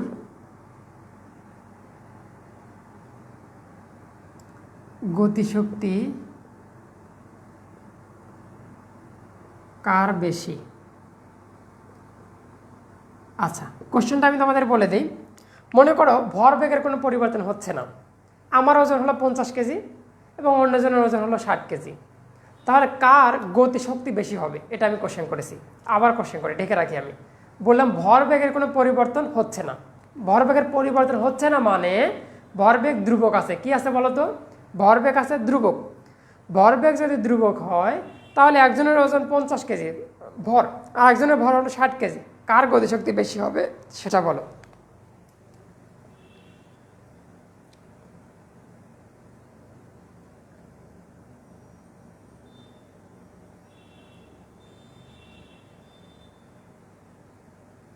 আচ্ছা, একজন বলছে অপু বলেছে ভাইয়া 50, সৌরভও বলেছে ভাইয়া 50 হবে। আচ্ছা, তারপরে সবাই তো পড়ে গেছে, নাজমুল হবে 50। আচ্ছা, তাহলে কিন্তু আমি 50 এবং 60 উল্লেখ করে দিয়েছি। তোমরা যদি বলা থাকে যে হালকা বস্তু আর ভারী বস্তু, পারবা? হালকা মানে হালকা, তাহলে 50 কেজি হলো হালকা, এইটা হলো পরীক্ষাতে আসবে, আমার নিয়মিত আসবে না, আসবে হলো হালকা। আর এটা হলো ভারী। তাহলে এইভাবে বলো তো দেখি, ভারী বস্তু না হালকা বস্তু? এইটা বলো এখন, যে কার গতিশক্তি বেশি। এখন তোমাদের টেকনিক দেখায়, যারা পারতেছো না তারা দেখতেছো ভাই ভরবেগের পরিবর্তন হয় না। হয় না মানে হলো পি হলো ধ্রুবক। কি হয় না মানে পি হলো ধ্রুবক। আর পি যদি ধ্রুবক হয় তাহলে এইটার সাথে এটা হলো ব্যস্তানুপাতিক সম্পর্ক, যেটা বাড়বে সেটা কমবে। এই জন্য যদি হালকা বস্তু এখানে বসায় তার মানটা বেশি হয়। যেমন তুমি এখন নিজেই ক্যালকুলেশন করো যে 1/50 মান বেশি নাকি 1/60 মান বেশি, দেখবে যে এটা হবে কম, এটা হবে বেশি। ওকে, এই জন্য সবাই বলতেছে হালকা বস্তুর গতিশক্তি বেশি। পারবা? কোশ্চেন এখান থেকে একটা হবে।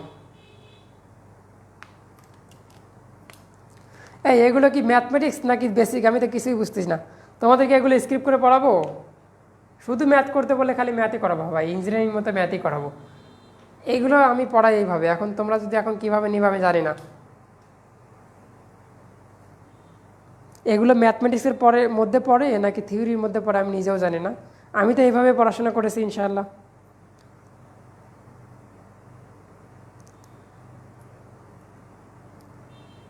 আমার মনে হয় যে আমার মতো করে যদি পড়াই, ফিজিক্সে অন্তত মনে সমস্যা হওয়ার কথা না।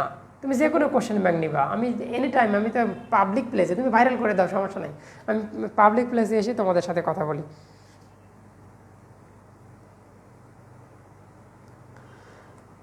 আচ্ছা আচ্ছা,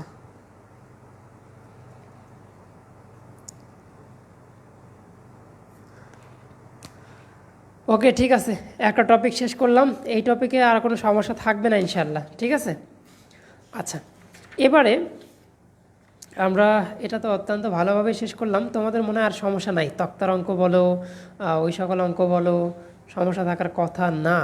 হ্যাঁ, আচ্ছা, এইবারে একটা গুরুত্বপূর্ণ শব্দে চলে যাব আমরা।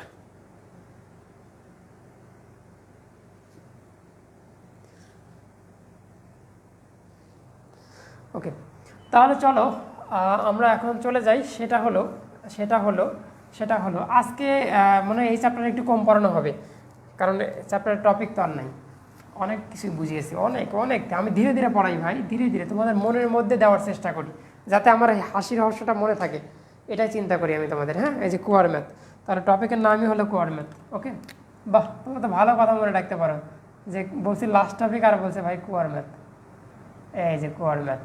ওকে, কোয়ার ম্যাথটা খাওয়াই দেবো, 20 মিনিট পড়াবো। ওকে, কোয়ার ম্যাথ।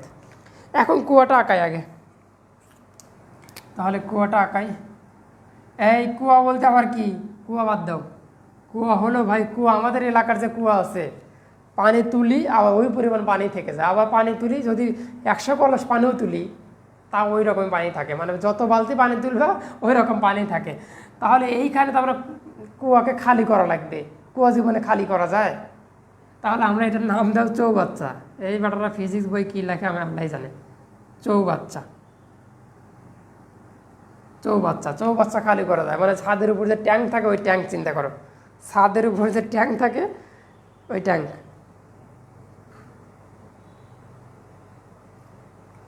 ঠিক আছে, ওকে, তাহলে ট্যাঙ্ক আমরা এখন এইটার টপিকের নাম দেব আমরা পরিপূর্ণ কুয়া। মনে করো প্রথমে পরিপূর্ণ কুয়া খালি, কিন্তু এটা মনে রাখো, কুয়া খালি করব। সম্পূর্ণ কুয়া পানি দ্বারা ভর্তি রে ভাই, সম্পূর্ণ কুয়া পানি দ্বারা ভর্তি আছে। ওরে আল্লাহ, খালি পানি আর পানি, চারদিকে শুধু পানি আর পানি। ওকে, তাহলে এইখানে লিখে নাও এইচ সমান এইচ, এইখানে হলো এইচ সমান 0। ওকে, আচ্ছা, এখন এইখানে আমরা দুইটা জিনিস শিখব। একটা হলো কৃত কাজ, তাহলে কাজ সমান আমরা জানি mgh। ওকে, আচ্ছা, এখন এখানে দুইটা কাজ, একটা হলো এই এম এর উপর ড্যাশ দিবা এবং এইচের উপর ড্যাশ দিবা, আর 9.8 জির মান জানি, ওই দুইটা কোনো ব্যাপার না। তাহলে প্রত্যেকটা অঙ্কে এই দুইটা মান নিয়ে এসে এখানে বসায় দিবা। তাহলে এই অঙ্কে কি পরিপূর্ণ কুয়া, তাহলে পরিপূর্ণ কুয়ার ক্ষেত্রে এম বের করবা। তাহলে এম পরিপূর্ণ কুয়ার ক্ষেত্রে আমরা জানি রো ইকুয়াল কি বলতো, এম ডিভাইডেড ভি মানে আয়তন, কিন্তু তাহলে এটা চৌবাচ্চা ছিল যেহেতু, তাহলে সেই ক্ষেত্রে আমরা যদি বলি যে রো ইন্টু ভি, তাহলে ভি মানে কি বলতো, ভি মানে চৌবাচ্চারাই কে বলতে পারবা, ভি মানে হলো পাই আর স্কোয়ার এইচ, পাই আর স্কোয়ার এইচ, পাই আর স্কোয়ার এইচ। এইচটা কোনটা, পুরোটা, এইচটা কোনটা, পুরোটা, মানে যতক্ষণ পানি ছিল, পানি কত ছিল, এই নিচ থেকে উপর পর্যন্ত পানি, এই জন্য ওই এইচ। ওকে, আচ্ছা, এমটা বের হয়ে গেল। এখন আমাদের আর একটা কাজ কি, আর একটা কাজ হলো এইচ। এই এইচটা কী করবা ভাই, প্রথমে আগে উপরে চলে যাবা, পানি কোন পর্যন্ত আছে, এই মাথা, তাহলে এই মাথার এইচের মান 0, এবং পানির নিচে কোন পর্যন্ত আছে এইচ, তাহলে প্লাস এইচ ডিভাইডেড 2 দিবা, তাহলে আনসার হয়ে যাবে এইচ ভাগ 2। তাহলে এখানে কি বসাও, ডাব্লিউ ইকুয়াল এম ড্যাশের মান কত পেলাম, রো পাই আর স্কোয়ার এইচ। ওকে, এখন জি, তারপর আবার জি, এই জি বসালাম, তারপর এইচ ড্যাশের মান কত আসলো, গুণ এইচ ডিভাইডেড 2। আশা করে বুঝতে পেরেছে। তাহলে এইটা হলো পরিপূর্ণ কুয়া খালি। এখন যদি আমি অন্য অঙ্কে যাই, অর্ধপূর্ণ কুয়া খালি ছিল, কি অর্ধপূর্ণ কুয়া বা চৌবাচ্চা খালি। তাহলে এটার জন্য ওই সেম অঙ্ক, ডাব্লিউ ইকুয়াল ওইটা রেখে রাখবা, যে এম এর উপর ড্যাশ আর এইচ এর উপর ড্যাশ, তারপরে এইখানে এইগুলো বের করবা। এবার কিন্তু অর্ধেক খালি আছে, কি খালি, অর্ধেক। তাহলে এখানে একটা কুয়া আঁকানোর পর তুমি এখানে আগে এইচ সমান এইচ লিখলা, এবং এইখানে লিখলা হলো এইচ সমান 0। এইবার কিন্তু অর্ধেক পানি আছে ভাই, এই যে অর্ধেক পানি, এইটুকু পানি আছে।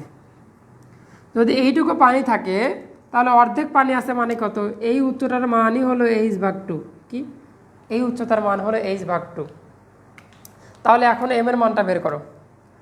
তাহলে এম এর মানটা যদি আমি বের করাই, তাহলে এম এর মানটা বের করার জন্য সূত্র এইটাই ভালো, যে এম সমান রো পাই আর স্কোয়ার এইচ। এখন এইচ কতটুকু আছে ভাই, এইচ এইটুক, এইচ কিন্তু এইটুক, তাহলে এইচ এর মান এইচ ভাগ 2, আগের বার যেমন এই পুরোটা নিয়েছিলাম না, পুরোটা এই পুরোটা ছিল এইচ, তার জন্য এখানে এইচ বসাইছিলাম, পুরোটা এইচ ছিল, এইচ বসাইছিলাম। এখন পানি কতটুকু আছে? এইটুক, এই জন্য এইচ। ওকে, তাহলে এম এর মান নিলাম ওইটুক। তাহলে এম এর মানটা কত আসলো?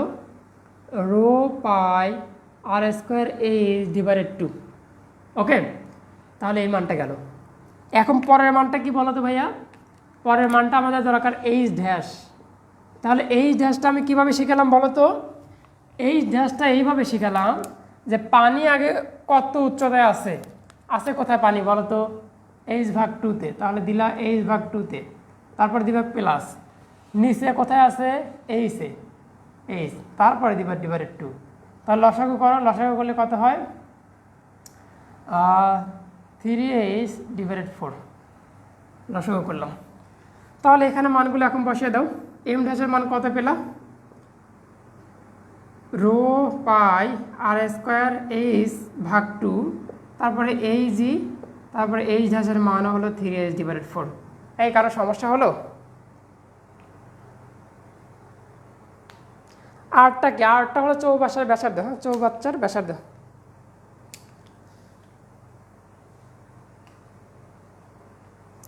হ্যাঁ, 3h ডিভাইডেড 4-তে লিখলাম।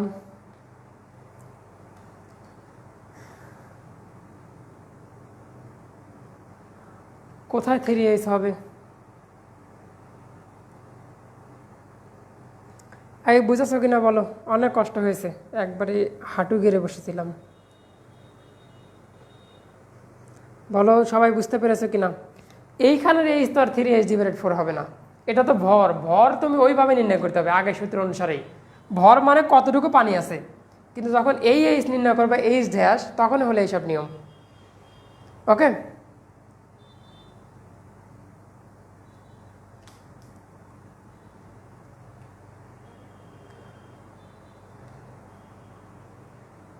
আচ্ছা, ধন্যবাদ ধন্যবাদ। কুয়ার অঙ্ক বোঝো না কেন? আমি ওই যে আমাদের সিরাজগঞ্জে উল্লাপাড়ায় গিয়ে 2 দিন ক্লাস নিয়েছিলাম, এই জন্য পোলাপান কুয়ার অঙ্ক বোঝে না। কুয়ার অঙ্ক সোজা না। আচ্ছা, আরও কঠিন করি একটু, হ্যাঁ আরও কঠিন করি, দেখো বোঝো কিনা। আচ্ছা, এটা মুছে দিলাম। কুয়ার অঙ্ক আরও কঠিন করি, এর চেয়ে আর কঠিন দিবে না। এখন বইয়ে টেস্টালে একটু পড়াই, সবই পারি ভাই, সবই পারি, বুঝছো? কিন্তু তোমাদের যখন যে কোর্সের দরকার আমি তাই পড়াচ্ছি, সমস্যা নেই। এবার আসে, এই আল্লাহ তোমাদের এই সময় ঝাপসা, বলো কি? এটাতে স্পেশাল অঙ্ক। আচ্ছা, এই পাশে আসো, এইটা। আচ্ছা, এইটা তো উপরে ছিল, তাহলে এখানে এই সমান 0, এটা তো মনে আছে। এখানে এই সমান এইচ, আগে লিখে নিবা। আমি বললাম এমন একটা পর্যায়ে পানিটা আছে, এমন একটা পর্যায়ে আছে, বললাম যে এইখানে অবস্থান করতেছে পানিটা, 4/1 ভাগ পানি অবস্থান করতেছে। তাহলে এইখানের উচ্চতা হলো অর্ধেক, তাহলে অর্ধেকে কত হতো? এইচ ভাগ 2। ওকে, আবার এইখানে কত হতো? এইচ ভাগ 4। তাহলে এইখানে কত হবে কে বলতে পারবা? 3h ভাগ 4। ওকে, আচ্ছা, আমি এইটুকু পানি আবার পরিমাপ করব। তাহলে কাজের সূত্র কি বলো তো? mgh। তাহলে এইখানেও একটা ড্যাশ দিবা, এইখানেও একটা ড্যাশ দিবা, এইভাবে দাগ দিবা। এখন এম ড্যাশটা বের করবা। এম ড্যাশের সূত্র কী ছিল? রো আর ভি, ভি মানে কি? পাই আর স্কোয়ার এইচ। এই এইচটা আমার কাহিনি। তাহলে এই এইচটা কতটুকু নেব? কতটুকু পানি আছে, কতটুকু পানি আছে কে বলতে পারবা? তাহলে এইবার পানি আছে হলো এই যে এখান থেকে এই পর্যন্ত, এইটা। তাহলে রো পাই আর স্কোয়ার, কতটুকু পানি আছে? 3h ভাগ 4। আচ্ছা, ওটা গেল। যতটুকু পানি আছে ততটুকু নিতে হবে। ওকে, আগে পুরোপুরি পানি ছিল, এই জন্য এইচ নিয়েছিলাম, ঠিক আছে? ওকে, এবারে আসে হলো এইচ প্রাইম। তাহলে এইচ প্রাইমের নিয়মটা কি? পানি এখন কোথায় আছে? 3h ভাগ 4। নিচে কোথায় আছে? এইচ, ডিভাইডেড আবার 2 দিবা। তাহলে কি হলো বলো? লসাগু করো। 4 4 3 7, 7h ডিভাইডেড 8। এটা হলো অ্যান্সার। তাহলে তুমি এখন এই ম্যাথগুলো এখানে বসাও। রো পাই আর স্কোয়ার 3h ডিভাইডেড 4 গুণ জি গুণ এইচ এর মান কত 7h/8 পারবা হয়তো মারুফ ওইটাই পড়ালাম ভাই ওই যে ওইটাই পড়ালাম তুমি যেটা বললাম 1/3 পানি থাকলে এটাকে 1/3 বলে ওকে আর তুমি যদি বলো এই পর্যন্ত পানি আছে তাহলে এই মানটা ইউজ করবা ওকে এইভাবে তো আশা করি পারবা এখন এর চেয়ে আর কি চাচ্ছ কোড অঙ্ক বলো অনেক কষ্ট করে পড়ালাম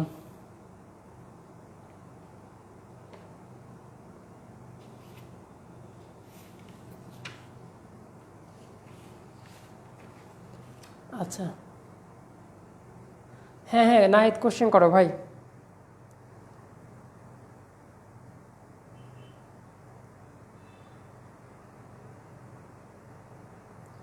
ভাই ভারকেন্দ্র কি হয় ভারকেন্দ্র মানে যে এইটা করলাম না এই দুইটাকে যোগ দিয়ে 2 দ্বারা ভাগ দিলাম এটাকে ভারকেন্দ্র বলে মানে আমি যেখানে আসি ওইটার মাঝখান যেখানে আসি তার মাঝখানকে ভারকেন্দ্র বলে যেমন আমি এখন এখানে আসি হলো এইখানে এবং আগে একবার শেষ হয়ে গেলে এখানে চলে যেতাম এই জন্য ভারকেন্দ্র তোমাদের যদি দেখায় এই দুইটার মাঝখানে এটা হলো ভারকেন্দ্র এই অঙ্কের ক্ষেত্রে এইটা হলো ভারকেন্দ্র ওকে আবার আগের অঙ্ক যদি দেখাই অর্ধেক ছিল না অর্ধেক h/2 এটা হলো h তাহলে আগের অঙ্কের ক্ষেত্রে আবার এইটার অর্ধেক ছিল ভারকেন্দ্র ওকে যত পানি নিচে নামে তত ভারকেন্দ্র নিচে নামতে থাকে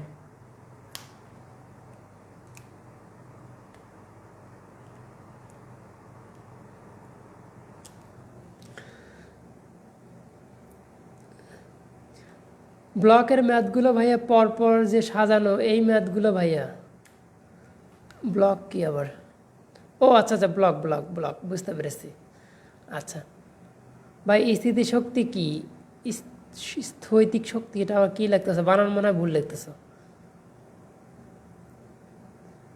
একটার থেকে একটা ম্যাথ করান কি বলে সবাই এই স্থিতিশক্তি আবার কি স্থিতিশক্তি তো পড়ালাম ভাই তুমি কি লিখতেছো স্থৈতিক শক্তি এটার নামই শুনে মনে হচ্ছে আচ্ছা এই বিষয়টা ক্লিয়ার কোনে কোনো অঙ্ক সমস্যা আছে কিনা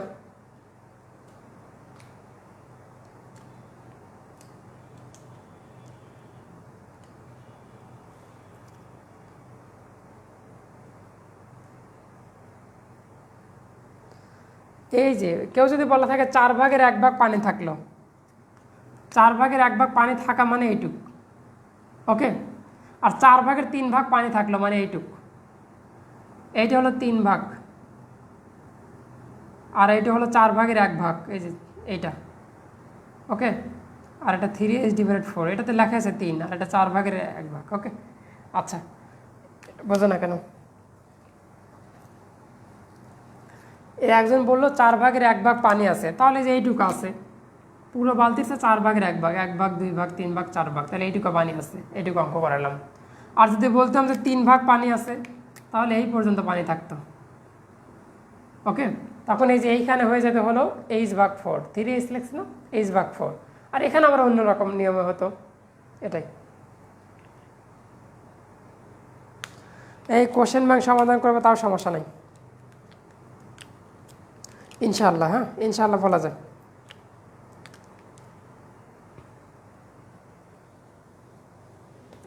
1/3 বললেও করে দিতে হবে ওরে আল্লাহ আমাকে তারা পাগলা বানাবে আচ্ছা 1/3 কালো দাগটা 1/3 তাহলে 1/3 হলে m ড্যাশ বের করো তাহলে রো পাই আর স্কোয়ার এইচ এর মানটা হলো 1/3 বলছে মানে পুরোটা এত 1/3 পানি আছে এটা মনে করো তাহলে কত h/4 এবং এইচ ড্যাশটা বের করো এখানে আছে কত h/4 প্লাস নিচে গেলে কত h/2 লসাগু করা কত হয়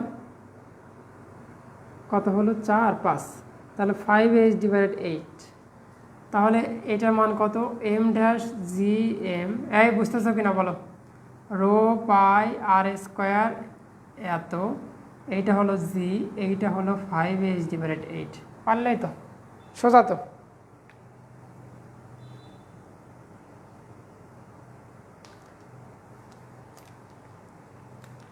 এই আর কোনো সমস্যা আছে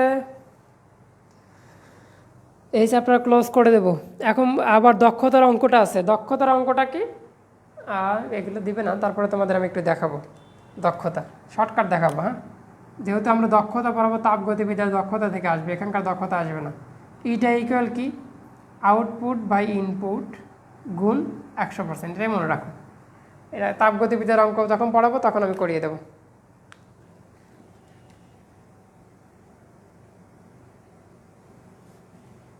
এই তো একটা অঙ্ক করেছে নাহিদ। একটি পরিপূর্ণ কুয়ার 20 মিটার, আচ্ছা গভীরতা 20 মিটার, ব্যাস 2 মিটার, একটি পাম্প 24 মিটার কুয়াকে পানি শূন্য করতে পারে। আচ্ছা ভালো কথা, অঙ্কটা করে দিচ্ছি। ওকে, তাহলে একটি পরিপূর্ণ কুয়া, পরিপূর্ণ এটা কি করতে হবে রে ভাই, এইটা পরিপূর্ণ কুয়া হলো 20 মিটার ছিল, এবং ব্যাস মানে ডি ছিল হলো 2 মিটার, তাহলে আমাদের লাগে ব্যাসার্ধ, তাহলে 1 মিটার, এদের ভাগ দিলাম। ওকে, এবং সময় লাগে কয় মিনিট যেন দেখলাম, সময় লাগে হলো 24 মিনিট খালি করতে। মিনিট থেকে সেকেন্ড বানিয়ে রাখো, সুবিধা হবে। আচ্ছা, এখন আসো অশ্ব ক্ষমতা চাইছে, ওটা পরের কথা, ওটা পরের ব্যাপার, ওটা কাহিনী শেষ। তাহলে এইখান থেকে আমরা আগে এই এম ড্যাশের মানটা বের করি। তাহলে রো পাই আর স্কোয়ার এইচ মানে পুরোটাই তো, এখন পুরো পানি না, পরিপূর্ণ কুয়া, পরিপূর্ণ কুয়াই তো লিখেছো, হ্যাঁ পরিপূর্ণ কুয়া। তাহলে রোর মান কত, পানি আছে যেহেতু, পানির ঘনত্ব কত 1000 না, 1000। তারপরে পাই আর এর মান কত 1, তার 1-এর উপর স্কোয়ার, এইচের মান কত, পুরোটা পানি আছে যে, এই জন্য 20। তাহলে অ্যান্সার কত হলো 20, 1, 2, 3, 0। এম এর মান কেজি লিখে দাও, ভালো হবে, যেহেতু রিটেন নাই এত প্যারা নেওয়ার কাজ নেই। আবার এইচ ড্যাশ মানে কি, এই পুরোটা, এখানে হলো এইচের মান 0, এইখানে হলো এইচ সমান এইচ, তাহলে 0 প্লাস এইচ ডিভাইডেড 2, তাহলে এইচ ডিভাইডেড 2, তাহলে এইচের মান 20 দিয়েছিল, এটা 2, তাহলে কত হলো কেটে দাও, তাহলে হলো 10 মিটার। তাহলে এই পাশে আসো, কাজটা বের করো, এম জি এইচ, এম এর মানটা কত, ওই যে 1, 2, 3, 4, আচ্ছা জির মান 9.8, এটার মান 10, তাহলে গুণ দাও, গুণ দিলে ওরে আল্লাহ বড় হয়ে গেল। আচ্ছা আরও ছোটো করি আমি, এখন আসি পাওয়ার, ক্ষমতার মধ্যে চাইছে, ক্ষমতা কত, ডাব্লিউ ডিভাইডেড টি, ডাব্লিউ মানটা বের করছে কত 20, আর একটা শূন্য লাগাই, 1, 2, 3, 4 গুণ 9.8, তোমরা ক্যালকুলেটার চাপ দিবা, ডিভাইডেড টির মান হলো 24 গুণ 60, যেহেতু অশ্ব ক্ষমতা চেয়েছে এই জন্য এইখানে গুণ দিয়ে, নিচে গুণ দিয়ে আরও 746 যারা ভাগ দিবা, দেখো অ্যান্সার শেষ। এই বুঝতে পেরেছ?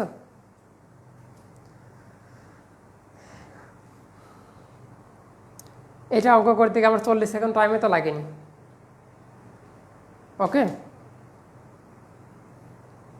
এখন এটা রেখে দিলা, যদি ক্যালকুলেটার ছাড়াও তো এই অঙ্ক দিয়ে থাকে কোনো পাগল, তাহলে মনে করো একটু ধীরে ধীরে কাটাকাটি করবা পরীক্ষার শেষে, মানে পরীক্ষার সব অঙ্ক দেওয়ার পর টাইম পেলে এটা কাটাকাটি করবা, নাহলে অঙ্ক রেখে বের হয়ে আসতে হবে।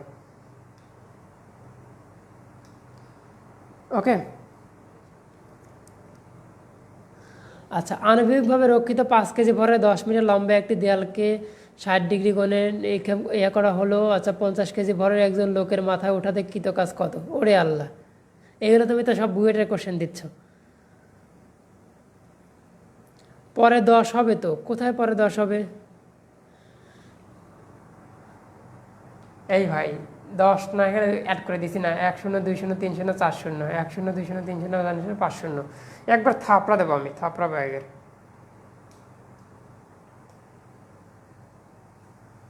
এরা কলমের দিকে তাকায় থাকে, কলম চালানো বোঝে না, এদের যুদ্ধ নিয়ে লাভ কি বলো, একবার থাপড়াবো সবগুলোকে। ও আল্লাহ, আবার ডিমোটিভেট হয়ে গেলে ঝামেলা। হ্যাঁ তোমরা ভালো করেছো ভাই।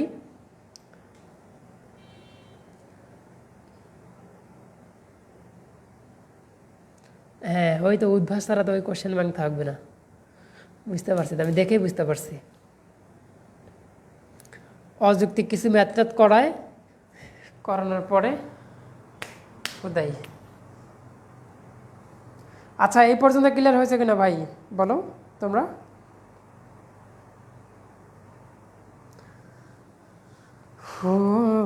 ওরে আল্লাহ রে,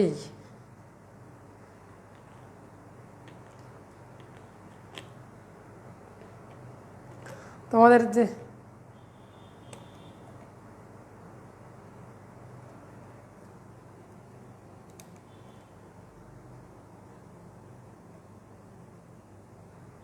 এ আল্লাহ, পাই তো লেখি নাই। হ্যাঁ, যে এইবারে তোর ধরা পড়ছি রে ভাই, পাই তো লেখি নাই।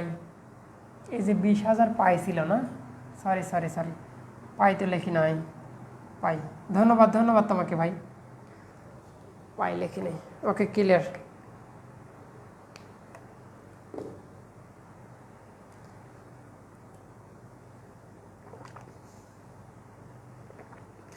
ও মারুফ বলছিলা, ঠিক আছে। আচ্ছা, শেষ করে দেব এখন। দেখি কি করো তোমরা, কি করবে বলো? পড়াশোনা কি করতে মন চায়? করবা নাকি বোরিং হয়ে যাচ্ছ?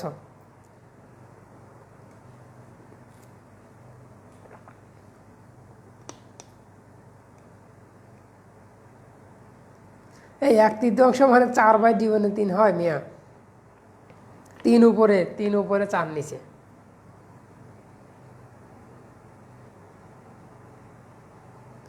এমন ম্যাথ কি আসে? কোন ম্যাথ আসে না, এটা ইন্টারমিডিয়েটের অঙ্ক করাইছে এগুলো। এটা শুধু এই পরিপূর্ণ কোয়াটাই আসে, শুধু পরিপূর্ণ কোয়াটাই। হ্যাঁ, পরিপূর্ণ কোয়াটাই আসার পরেরটা আসে না। আগেরগুলো যা করলাম ওটা ইন্টারমিডিয়েটে ওদের করাই আমি।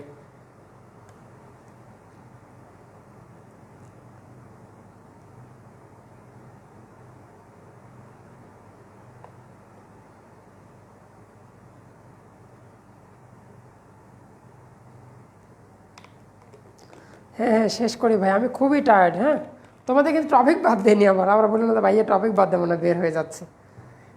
ইনশাল্লাহ আমি যতটুকু পড়িয়েছি, তুমি দেখো এই 2টা চ্যাপ্টার থেকে যদি তোমাদের কোশ্চেন মিস হয় তখন আমি দায়ী। আমি তো দায়ী বলা মানে বুঝতেছো? আমি ওই টাকার জন্য পড়াই না ভাই। আমি তো বললাম টাকা 1300 টাকা দিয়ে ইনকাম করে লাভ আছে? আমার লাগবে 1 কোটি টাকা। 1 কোটি টাকা দাও আর পড়ানো বাদ দিয়ে দেবো। হ্যাঁ, বুঝছো? টাকা লাগবে, টাকা 1 কোটি টাকা লাগবে। চান্স পাও, এই যে টিচার পাই না আমি, রাজশাহী বিশ্ববিদ্যালয়ে আসো, টিচার টিচার লাগবে, ফ্রি ফ্রি পড়াবা যাতে আমি ইনকাম করতে পারি, না হলে অবস্থা খারাপ।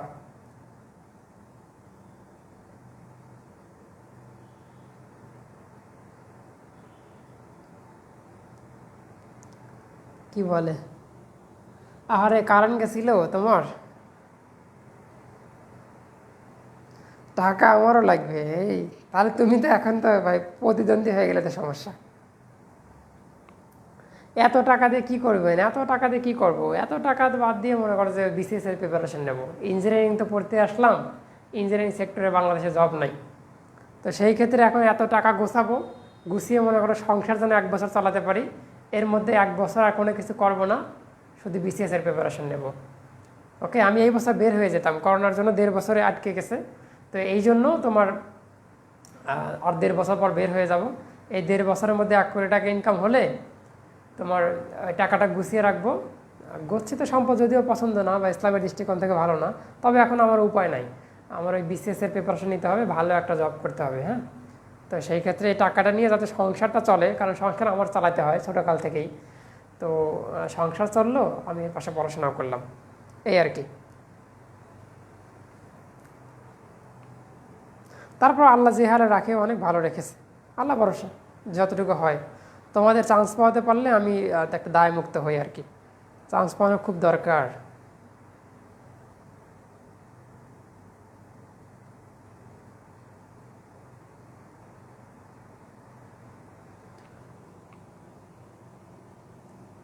হ্যাঁ হ্যাঁ হ্যাঁ, চলে আসো চলে আসো, ক্লাস নিতে দেবো, ক্লাস নিতে দেবো।